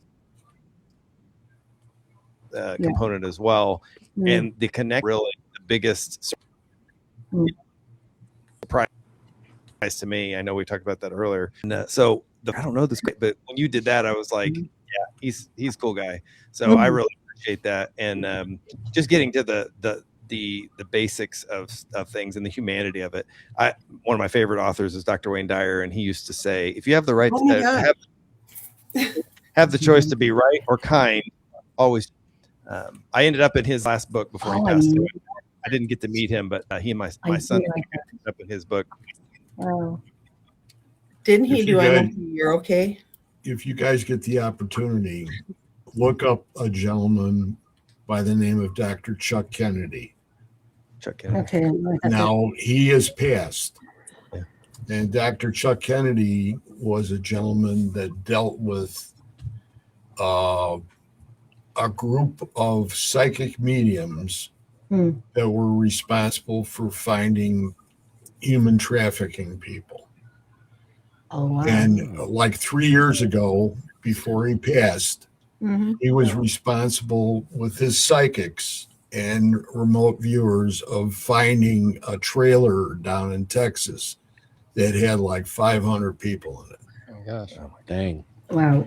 That's good. And he had been working with the FBI and the CIA and all this. And I had the opportunity to go over and actually not only did he interview me, but he also evaluated me. Now, that's hard to believe because I don't really have that. I don't really have the belief in myself that I should have had at that period of time. And in the process of me seeing him and knowing him personally from Paracons and everything else, I talked extensively with him. I felt really close to him. Oh, wow. Now he's gone. And, I'm sitting there going, well, okay, I have something that I learned and I want to be able to take more of an advantage of it and use it in that helpful manner. And that's something that a lot of people, it's like they would just drop it and leave it alone. And I can't do that. Right. Yeah. So I have to pick it up and carry it wherever I can. Right. Yeah. Well, thank you for that. I appreciate that. I also have to, I really, one of the things, I know we don't have time to talk about it, but on the other, the idea of, do you think that God has a sense of humor, the universe, the other side, whatever you want to call it? My answer is yes. That's what my grandmother used to say. She lived to be 91, and I asked her a couple of years before she died, Grandma, how do you do this? You got the Depression and World War II and all these other things, presidents killed, and she said, and shot, and she said, an impeccable sense of humor, honey. That's how it is, and that's what when we come together, a lot of times we either laugh or cry, and sometimes we do both. And it's really cool that I really appreciate you putting out there, all of you guys, honestly. And you gotta laugh at yourself too. Yes, exactly. Every day I laugh at my decisions. What I do, and every day, Jennifer. Brandon did point out, Greg, though, when you stood up to leave, And before he came back, he's like, "Oh, I'm just glad he had pants on." And so Yeah. yes, he has pants on. I've been known for things like that. Oh, Sean, if you only knew. It's sometimes the ladies like it. Darn. That was beautiful. That was lovely. Greg is a gentleman, I tell you, an absolute gentleman. I love him. And I love the way you work as well, Greg. I do. I love your SS Method. And I remember being on your show doing the SS Method. And I remember watching it when you were doing the SS Method with the double SS Method. And I remember doing it myself when me and another girl were sitting doing the double SS Method. She was reverse on the spirit box and I was forward. And it was filmed. And some of the answers came with the same at the same time. Some weren't because that's how it goes, but some were like similar. So we're kind of thinking the reverse, the forward, you know. Yeah. It was only one time we did that, but I'd like to do that one again, the reverse and forward, and see what works with that. But yeah, we're back out on the 6th of June. Sean, please speak about nice things about Nate. Nate and I have known each other now for, good Lord, 21 years. My wife and I have been married and together for 21 years. So Nate is my go-to person. Like I said, Todd and Nate are both my best friends on the planet. I mean, they just are. I have a lot of great friends and family, but they are the people that have seen me through absolute hell and literally picked me up out of some of the shit that I've been in my life. And so Nate's one of my persons. And it doesn't matter. This is a good example. I'm going to use this, not just tonight. Tonight, he actually was, I'm really proud of him because he's come out of his shell a lot in this podcast because people see him as like, kind of backwards and everything. But this has been a couple backwards. Well, not Let's hear it backwards. He's the first to say like he's shy. We're the ones that talk. But I was like, hey, talk. You have just as much important stuff to say as anybody else. And so I'm so proud of him for doing that, and especially tonight. So this has been a couple months ago, but I was at a basketball game, and it had rained quite a bit for a couple of days. And I come flying in my car. My wife's saving seats for me. My kids are already there, and I get stuck in the mud. Basically, there's so much parking that I'm parking in the grass, and here I am. The next person gets stuck next to me, and another person gets stuck, and we're looking at each other like, what do we do now? And I'm like, I don't know, because I've just got this little Buick that I just had gotten, and he's like, and I call him, because I called my wife, and she's like, honey, I don't know what to do, I'm like, well, I don't expect you to get out here and get mud all over yourself. And I called my son. He's in the student section, and he's like, Dad, I can't help you. I'm in the student section. I don't know what's wrong. So I called Nate. He was the third person I called. And I'm like, Nate, I know this is a ridiculous request, but I'm stuck in the mud. I don't know who else to call. He's like, I'll be there in 10, 15 minutes. I just got home from work. He's an iron worker. So he's in all of his stuff. He comes in his work truck, and these people are like, what are we going to do? What are we going to do? I'm like, don't worry. They have no idea who Nate is, but Nate's on the way. Here he comes. We ended up helping about 9 cars out, including mine. And we got these girls out first. Then we got this teacher out. Then we got me out. And we had gotten the people out and said, just go enjoy the game. Don't worry about it. And I'm like, crap, I just sent our help away. Well, they came back around and helped us. We ended up helping all these more people got stuck. And we kept saying, stop coming this way. People were just going to get stuck. And the last car we helped out, I looked over at him. He was completely covered in mud. I've never been prouder to be his friend, but I'm sitting there pushing the car, helping pushing the car out because I'd already left at one point. And I called him to tell him thank you. And he's like, I go, what are you doing? He's like, oh, I'm helping another car. And I'm like, I'm coming. You need more help.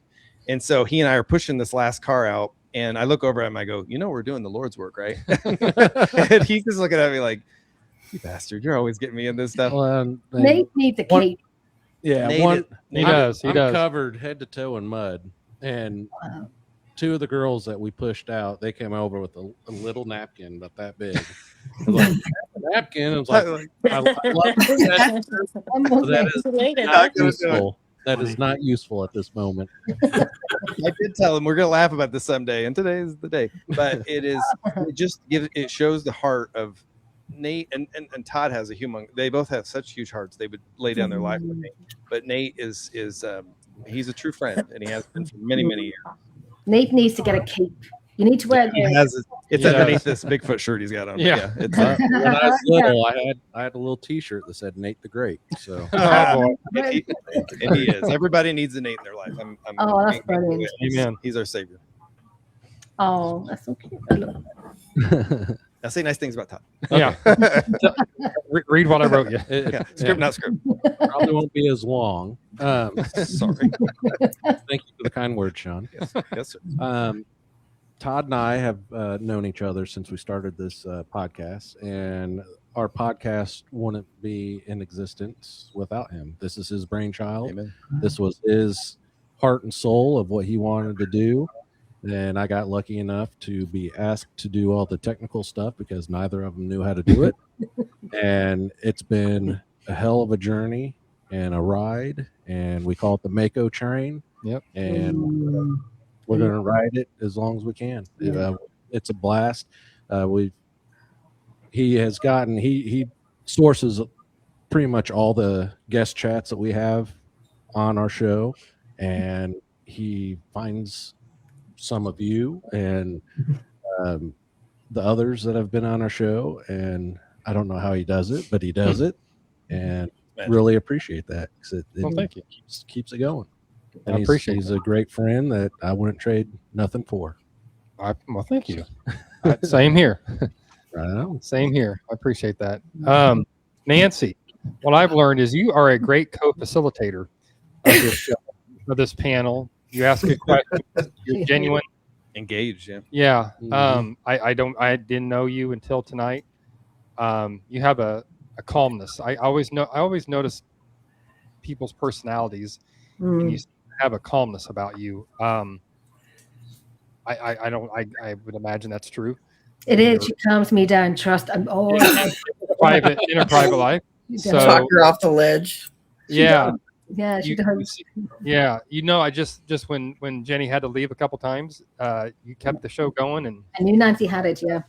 Yeah. I appreciate that. And you seem sweet and genuine, nice, and you seem like you're you're engaged with as far as the paranormal and all of our who was on the panel tonight. So I appreciate that. So yeah, keep doing what you're doing because you're making this very, very enjoyable to do. I second that. I agree. Isn't she? And I knew when Are I you had to. recording this so I can play this to my husband? Yes, how much did you pay him to say all that? This has been recorded. Set the clock. And Yeah. I get to say stuff about Jenny, right? I actually forgot about little old me. I forgot about who's in my head. My dog. Oh, you're so full of shit, Jen. I actually really did. I really, really did. Yeah. I really did. And I actually met Jenny through the paranormal, and I think the first one I met was Greg. When I was looking for help for my house is how I got into this. And yeah, it's a mess paranormally, but I got to meet. It's how I met Kimmy. It's how I met Greg. It's how I met Chris. Everybody. So Jenny that woman is a consummate professional. I'm telling you, shit can be hitting the fan around her, and she's going, hello, everybody. And it's Jenny, she is so, but genuine, huge heart. And so it's not really anything. It's stuff I've learned about Jenny over time. Biggest heart ever. What is it? Tell me about it. Just tell me about it.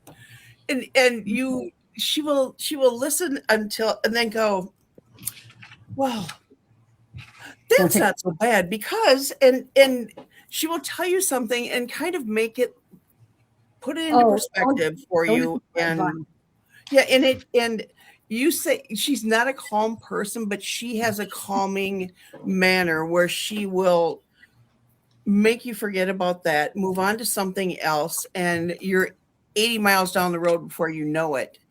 And you don't even know it was bugging you in the first place. She will just take you on a ride or whatever's necessary, and I've never met her. I've never met any of these guys face to face. We've all met over video chat, and it has been people in the paranormal are a whole different breed.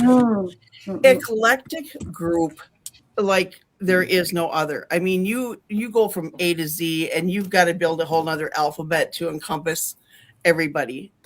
But aside from people like, I don't know, you go Baggins and people like that, aside from them, you guys are the most genuine bunch of people that are, you know, you guys talk about Chris and stuff, but you guys yourself, I mean, bring so much, every little nuance. I mean, you go from, you know, Ron to Sean to Greg to Chris to, you know, Todd, Nate, and everybody, and Jenny and Kimmy, totally different, but all in agreement, all, you know, willing to concede this point or that point and go, yes, no, I see what you're saying, and consider everything.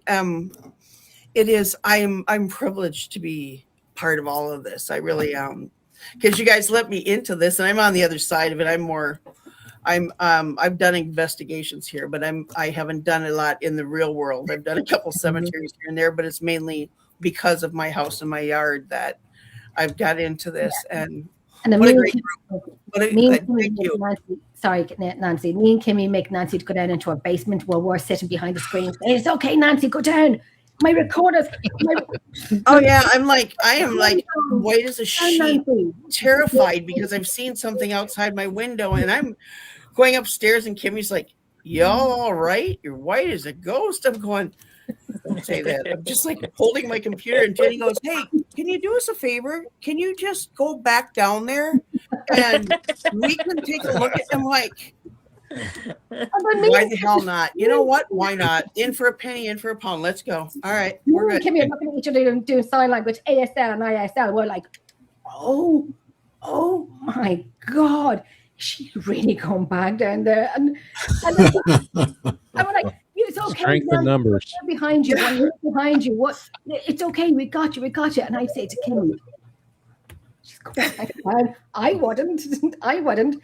But it's okay. We got you. You're they good. never feel to take advantage. I can be camping up in Ely near the Boundary Waters. They're like, "Oh, what a perfect spot. Can you just put your computer outside? You go back in your camper and put your computer outside, and we'll do an investigation out here." I'm like, we did all. You wouldn't believe what we heard. We heard a guy talking. There's a little kid out there somewhere. There's people going, "I am camping here. Don't tell me that."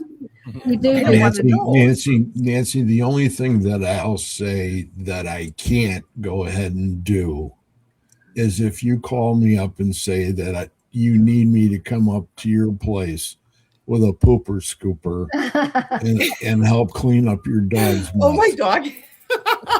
Okay, because we have I got it handles on the trash can, and you know you got to have a bucket that's six gallon bucket just to go ahead and handle a week's worth of poop.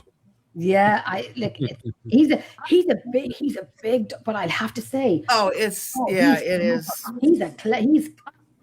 You put me to shame with my dogs, because I know when mine needs feeding, pick me up, rub me, rub my belly and all of this. And I'm like, okay, because I am their servant and they are my master. But your dog is trained. Mine are not. He does complex directions. Like if you go over there and grab that paper towel, bring it back here and put it in my hand, I will give it. Rachel Ray is like a huge deal. He will follow that to the letter, come back and put it right in he'll drop it. I go, in my hot little hand, I said. And I've seen him pick it up and he'll do it. Phenomenal. And it puts me like over like $3,000 of studying. I'm like, oh my God, I'm wasting my money because I'm like over $3,000 and I'm doing this studying, and I'm like, oh God, yeah. Nancy, how do I train my dog? Because mine are too spoiled. Before you get into dog training, I wanted to say goodbye to everybody. Yeah, I gotta catch up. Everybody was awesome. This was a fantastic panel. We're honored to be part of it. If we're not friends on Facebook or whatever now, add us and we will be. It was really, really an awesome group of people, and it was awesome to be included in this. We really appreciate it. It's nice to meet you. Nice to meet you. Nice to meet you, Ron. My name is Ingrid Cold. Mr. Are known Cost and by Effects. Goldfinger. Ron, Thanks a lot, appreciate it. Ron. Thank you so much for coming on tonight. And Lourdes, I appreciate it so much. What an amazing bunch of Nice people. meeting you, And, it's Ron. just brilliant. Wow, So we thank you so we much. love you. Anytime. Thank you Thank you so so much. much. Thank Love you. too. Bye Talk to you now. later. Yep. Bye, Be in touch, darling. everybody. I don't want anybody else to call me Mr. Koss. Okay. Mr. Cos. No, Mr. it's just Greg. It's Greg. Oh, Greg, always Greg. You all are amazing, great group of people. Thank you for I'm nothing. not So much. a Mr. Koss. Mr. Cos. I'm, what did I say, Jenny, but Even And the if kids. anybody's interested, it's hashtag German Shepherd Reb. Well, right. You know what? And I think has a Ken hashtag. saw the pictures of ours, and my son's got some real good ones, real nice ones. And I had one when they were growing up that was big. And they're beautiful, wonderful dogs. They're family dogs. And I thought the only thing that we would really be able to relate to is the pooper scooper. I got chihuahuas. They're all like tiny. I mean, they're tiny little chihuahuas. Oh But I used to God! have- But it's not even worth trying to pick up. I know. Judge yourself. That's what I said at the beginning of the winter. Although springtime was a whole new revelation. Yes, Yeah. it is. Unfortunately. every spring is a brand new story. How do you get it from there to there? Oh, I put it in a big garbage bag, like a reinforced garbage bag, and then there's a fence around our yard, and then I take it and whip it like this and go and heave it over the fence. No and that's my way. problem. The Yes, I bag do. would explode. I do. Not my problem anymore. Once it goes over that fence, It's like having a dead body in there. Oh, Brian too. Come on Brian over and had- try we it, had Greg. two Malamutes. Yeah, you Malamutes. Have you still got the two Malamutes, Kimmy? I was like, I understand completely. We had two Malamutes. Yeah. They were beautiful. I didn't know we It's had like garbage bag fulls. I Yeah, just I put remember. that out just because, I know Reb, and it's like, no, I would do anything Oh, for this People lady know him all the way over to but I would Scotland. not. He's everywhere. I would not do that. oh, we know. I even the dogs that So- like, I didn't always have smallies, but I had a collie German Shepherd mix, completely Einstein, and a Newfoundland Akita mix. And I had a Newfoundland. They're awesome. yeah, big dogs, and I miss my big dogs. But I've got 4 smallies and one of my chihuahuas, which is she's up in her bed. She's that small. She's in a white bed behind me. You can't even see her, but do I love her? Oh my gosh, my children always say to me, "Mom, who do you love more?" And one of my Nice. Dog. Well, if I ever retire from my day job, I can always get a job cleaning up after like circus elephants. and Yeah, stuff. you could. You get a bigger shovel. You'll have the muscles for it. I know. I know. Already built up. Me, myself, and Kimmy and Nancy were talking last night, and Jennifer's question. You never know what I'm going to ask, and I was saying, if you were a breakfast cereal, what would you be? And describe each other. If we were an animal, what would we be? So we described each other. We don't know what Nancy said, what animal she was going to be, because that's PG. Oh, a cow. She said cow, so And people can we eat. said why, and she said because people can eat me. One. I was joking. So I was saying, I said I will be. You ever hear of Rice Krispies? So I said I would be Rice Krispies, snap, crackle, and pop, because my back goes, my hip goes, my arm goes, my neck goes. So I would be snap, crackle. I'd be Rice Krispies, snap, crackle, and pop. Nancy, what cereal did you say you would be? Lucky Charms. Yeah. Oh boy. And Kimmy, what cereal Nancy. did you Never mind. Yeah, Oh, I know. I And, know. cookies and cream, because I like my cereal dark like my soul. Oh, you don't have a dark soul, Kim. No, I don't believe it. I don't even. Oh no. Not even I know, close. just a saying though. Still fun. Oh my God. And then we were describing each other's if we were an animal. So I would describe Nancy, or Kimmy would describe me, and so on and so on. And I think, Kimmy, I said, the looks that I got last night of, what animals these women would be. And I said to, I got, really? And I said, Kimmy, you would be a snake. And I got these like, snake. And I said, you're beautiful to look at, but you got a bite in you. And then, got away with that one. And then when Nancy said, you'd be an elephant. And she goes, what? From a cow to an elephant? And I said, yes. Thank you. And I said, yes, because you're very family orientated. You're very protective. And you're very family orientated. Away with that one too. And what was I?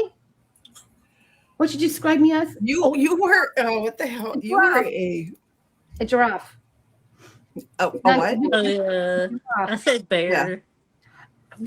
You said bear. I said bear. Call you mom A bear. giraffe. I love giraffes. And you know why? I said Kimmy was it? No, you were a giraffe. Yeah.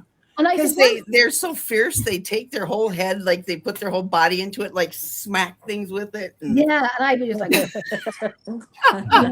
with my neck.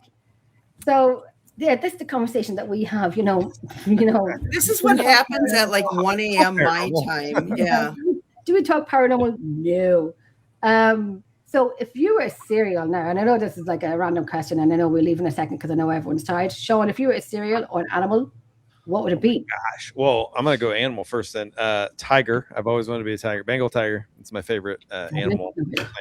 I don't know why. It just sounds really cool. And that was my mascot in high school too. I was Northwestern Tiger. Cereal, for the humor's sake, I'm gonna say Frosted Flake.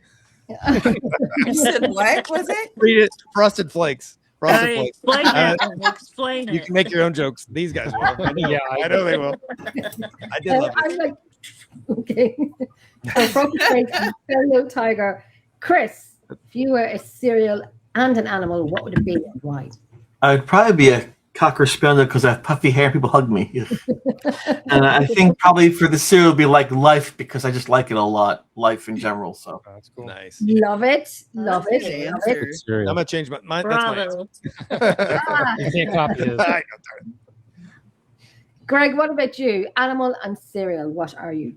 I have my own spirit animals, so I can't really say those. Yes. Yeah. So I would say an octopi. An octopi. I should know that, but why don't I know that? I heard it before. Octopus. It's an octopus, a singular. Yeah. Oh Lord, Jennifer, I'm so ashamed in the animal world. But I forgot that. Or a blue whale. Oh God, I love that. Yeah, love. We went up into Alaska last June. And we went way out to watch the whales. Oh, I'm so jealous. And I never seen anything so big in my whole entire life. Right. They're bigger than a 55-foot trailer with a cab on the front of it. Oh, I would jump in. I would be that person that would jump in. You'd have to hold on. You don't want to go in that water. It's a little bit too cold, and they got too many. What are the black and white ones? They're orcas. Yeah, many yeah. things There's they can little eat. pods of orcas in there, and they wouldn't hurt you, but Throw the dicks at you. No, protective. Yeah, No, there's actually been a rise in attacks by orcas up in the north. Yeah. Well, you know what the orcas are eating, right? They're eating killer white sharks. Yes. They're actually targeting them for their livers. Yeah. Didn't know that. Interesting. Yeah. And they are more aggressive. I love the humpback whale, the sperm whale, the blue whale. Listen, when I was in Canaries on holidays and we were on a booze cruise, it was great. But the guy said, there's dolphins over here. Now, we were on an old wooden ship. I almost took my head off by the sail by jumping over to see these dolphins. If I seen a whale, listen, I'm in with the water. I'll take my chances and I'm jumping in. I just want to, I want to I do. There goes Jenny off the damn boat again. Go get her. For us, that's our frontier. Sorry, Greg? Alaska. I want to see a whale. I want to touch a whale so bad since I was a teenager. I'm obsessed with whales, gorillas, elephants, and giraffes. Yeah, I love them. They are my passion animals. I just obsessed with them. These were like maybe 30, 40 feet away. Oh, I would. I'm not going to say what I would do, but no, actually, I'd probably slap a granny and kick a child to see a whale. A catamaran. Probably would. And then Nate. What about you, Nate? Oh, cereal. I like Cocoa Pebbles. I don't know why. Oh, we don't want to know why. You could have gone with Count Chocula for the paranormal bit. Oh, yeah, Count Chocula, Frankenberry, Blueberry.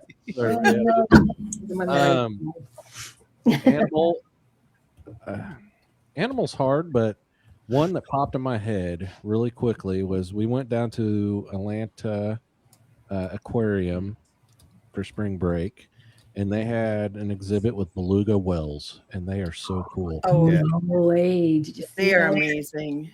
Did you ever see them when this video where this woman had lost her phone and a beluga whale went down? Oh, yeah. Did you seen that? Mm-hmm. You look at them, you're just like, they are highly intelligent. You can just tell by looking at them. Yes. Did you ever see the video? They are amazing. They are. Did you ever see the video of the children where they're kind of at the glass window, and one of them, oh my gosh, one of them was kind of looking at the children and kind of went when you mess and you joke about them and kind of like that and open the mouth and did it again to frighten the children, and the children were screaming, but it kept doing it like it had a sense of humor. And that was just, it's sad to see it, but it's absolutely breathtaking to see. But I wish it wasn't where it was, unfortunately. Yeah, the captivity of the animals sucks, but also have the experience to see them up close and personal like that. That I see why we have aquariums and zoos and stuff. Yeah. But, Absolutely. Dogs are being treated correctly. Completely. Yeah. Gosh, I remember being in Dublin Zoo one time, and oh my goodness, I'll never change. I get worse as I get older. But there was a group of school children beside me, and they were banging the glass of the gorillas. And my friend had left, and I'm standing there. I'm not the teacher. I'm just a visitor because I like to go and watch and see what I can report and what I can give out about and so on and so on. And the children were banging the glass. And I looked at the children and I'm like, do you ever see that movie, The Hand That Rocks the Cradle? Mm-hmm. I'm the nanny. Mm-hmm. Oh. I'm the nanny that I'll go and say, leave the bleeping glass alone. Bleep, bleep, bleep. I'm the nanny. I'm not because I don't like children, I've got two, but I don't want your kids banging the glass of a gorillas because it's just not on. And then being inside, and they were banging the glass at this beautiful gorilla that had given birth. And the father, he was on his hands, and he charged towards the glass. And I looked at the children and little bleep, bleep, bleep, bleep, bleep, bleep, bleep, bleep, bleep. It's like my children say, Mom, who do you love more, me or the dogs? And I said, children, you might not like the answer, so don't ask me. I do like them though. I do like my children. Sorry if I'm watching. No, they know it's a running joke here in this house. It's a running joke. Oh, is it? I am joking. Okay, Todd, what is your cereal to be, and what animal are you and why? Cereal would be Captain Crunchberry, without a doubt. Okay. And my favorite land animal, other than like the dog, cheetah. I love cheetahs. They're lean, fast. I think they're gorgeous animals. So cheetah's always been my favorite. Yeah, miles an hour. You gotta love them. Documentary on Netflix. I watched a few nights ago. It is something to watch. Yeah, I've always loved them. Yeah, African animals, and I was watching it, and it was interesting, very interesting. And I don't like kind of watching things with animals in it, because I get too emotional as you do, because I'm an animal person, and I work with them. My life is all about animals, and I'm thinking if I was in a truck and I seen this happening, oh Lord, I just kind of like, take me, leave the door alone, take me. But I remember when I was a child, and myself and my brother were watching a documentary, and an elephant had given birth, and it was a stillborn, unfortunately, and the elephants feel with the back legs, the back feet. So they were feeling she was feeling her calf and so on, and they had to keep walking after like 2 days because they needed to look for water. So the herd was leaving. Oh, you can hear them all making the deep throat sounds and so on and so on. And my goodness, as elephants, ferocious and I've never seen, apart from gorillas and whales, and elephants are very animal orientated. But my brother probably tried to give me life to life because I couldn't breathe for the crying. I was like, I can't do this. I literally melted and slid off the chair with pure upsetness that I couldn't take it. It was too much, and I wanted to jump through the TV and do something. Oh, it was a lot, yeah. Oh my goodness. Oh Lord, I do. My life is animals completely and utterly. I love them more than life itself. I do love them. So, my darlings, you'll be happy to know I downloaded the app. I'll let you know how it works out with the dog. Yay. I got a 3-day subscription on it, so we'll see what kind of conversations I'll report back to the group. Please do. Don't see that movie Up where they have the collars on them with the bark collar? Yeah. And they can talk. I can only imagine what they said. Bite me. Well, Kimmy got me those little buttons that say, like they say different things, and it went Rachel Ray, Rachel Ray, Rachel Ray, Rachel Ray, Rachel Ray. I'm like, stop! I had to throw it away. I was done. Did you really? Yeah. Oh, that's what you did with it. Okay. Yes, because okay. I have 2 of them left still, and I'm not doing them anymore because I don't want them calling me a bitch, and I don't want them saying Rachel Ray over and over and over again. I've never seen it being worked before, but my twin has a Australian It's shepherd. not funny when your dog calls you a bitch. It's really kind of like, what? And he does it again. And I'm like, what? And he does it again. I'm going, no, what? Give me that. No, that's why 2 of them are missing. The best birthday present ever. I know, bitch. Rachel Ray. Right? Seriously, it's so bad. It was My embarrassing. son was an Australian shepherd, and I've never seen a dog's brain work just by looking at his eyes. His brain is like, come on, give me. And then he had these floor buttons that you press, and he goes, drive. And this is like 10:30 at night, and I'm in the country. I'm down in Kildare, which is like an hour and a half down from me. But we're in the countryside, and they live in a laneway, And I said, drive. He said, drive. And I'm like, what's the dog want? And Vicky said, he wants Noli, her husband, to take him for a drive. And I'm like, what? Like, what? Your dog is talking to you. I can see mentally with my dogs, but the dog goes, drive. And Vicky said to her husband, just put him in the car, drive him down the laneway and bring him back up.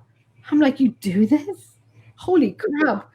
And then probably had to pee down at the end of the lane. He's like, get in the car, drive me down there, let me pee, and I'll come back. I couldn't believe that I seen it. And then Nodi said, it's okay, Cooper, I'm going to give you a snack. So Nodi pressed on the button saying, snack.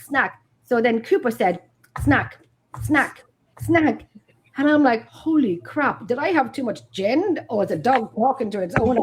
It was just like surreal to see this dog. I know, surreal to see this dog talk. And I'm like, could you imagine what my dogs would say? Hey, you'd be like, bitch, drive. I have to run for you people.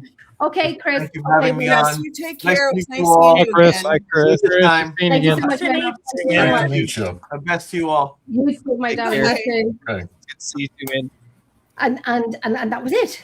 But we are now leaving the show. We are on over almost a half hour. Yeah. I think you need one That's like says- Rogan style. The first and last to leave. No, We get come on to an Irish podcast. Thank you for having us on. Yeah, it was a Pleasure. great, it was a great Oh, time. listen, it's been absolutely a pleasure. I'm sorry that I had to dip out twice because things are happening, of all the nights, but Lord, take the wheel. But thank you so much for being on the show. We'd love to do this again. And I was going to say something, but it's like 1 o'clock in the morning here now, and my head is getting tired. But thank you so much for coming on. Thank you so much for giving us the time and being on. And Greg and Nancy, my amazing co-host, you took the wheel tonight when I had to jump ship for a minute or two. Kimmy, my darling, Todd, Nate, Sean, thank you so much for being on. Thanks for having us. Great meeting you guys. Thank you. It was It's nice meeting you guys too. Yes, nice to meet y'all too. I'm going to bring us into the background. It's going to take me a minute or two, so I can just stay there and smile and wave. We'll be looking you guys up. Thank Same you. to you. Thank you. Yes. Sorry, I was taken out by accident. I didn't know. Oh, listen, I took Nancy out. Sorry, Nancy. Did I put you back in? I did. I'm leaving. This is a one-woman show here. Okay, so for everyone who watched, liked, shared, comment, thank you so much. It's been an amazing, amazing show. We have been on for 3 hours and 20 minutes. There's something I do want to look back on the show at 2 hours and 2 seconds, something like that. I want to look back on that. But thank you for watching. It's 1 o'clock in the morning here. I'm beginning to look like it's 1 o'clock in the morning. Come on, It's Jen, you're been, amazing. just a little bit. It's been insightful. It's been, Good show. That was fun. wasn't it? I think great. I told you. Yeah. Yeah. Learned a lot. You see, and that's why I love doing the round table for people who haven't met each other before, but will now have that meeting and the connection to do other shows and hopefully meet up for investigations and so on. Yeah. It's been brilliant. So I'm Very gonna cool. thank you, Nancy, when you took the wheel. Thank you so much because I had to jump out of ship there. Oh. Thank Good you, night, Pamela, and Pamela, my darling, Pamela, my love. Thank you so much, my lovely. Thank you so much. Pamela never fails to watch. But I'm going to say thank you for watching, liking, sharing, commenting. All your questions were brilliant and fantastic. We will be on again. Well, I'm not on next week. I don't think I'm on next week. the 13th is one, I think. I'm back on the I'm back on the 13th with Pam and Steve. And this is the second part of obviously the first show that we've done, A Bug's Life Before the Mafia. So we have Bug's Life. The Bug's Life of Before the Mafia, and we have the second part of the book. So that's going to be very interesting. The posting will be put up next week, but definitely looking forward to that. Looking forward to reading the book. I got the new book recently, so we will put the links up for that and so on. And that is it, my darlings. We are going to say good night. Thank you for watching, Kimmy. Kimmy, no, Nancy, you've been a star. We're going to say good night, and we shall see you on the 13th of June. All right. Good night, everybody. Good night.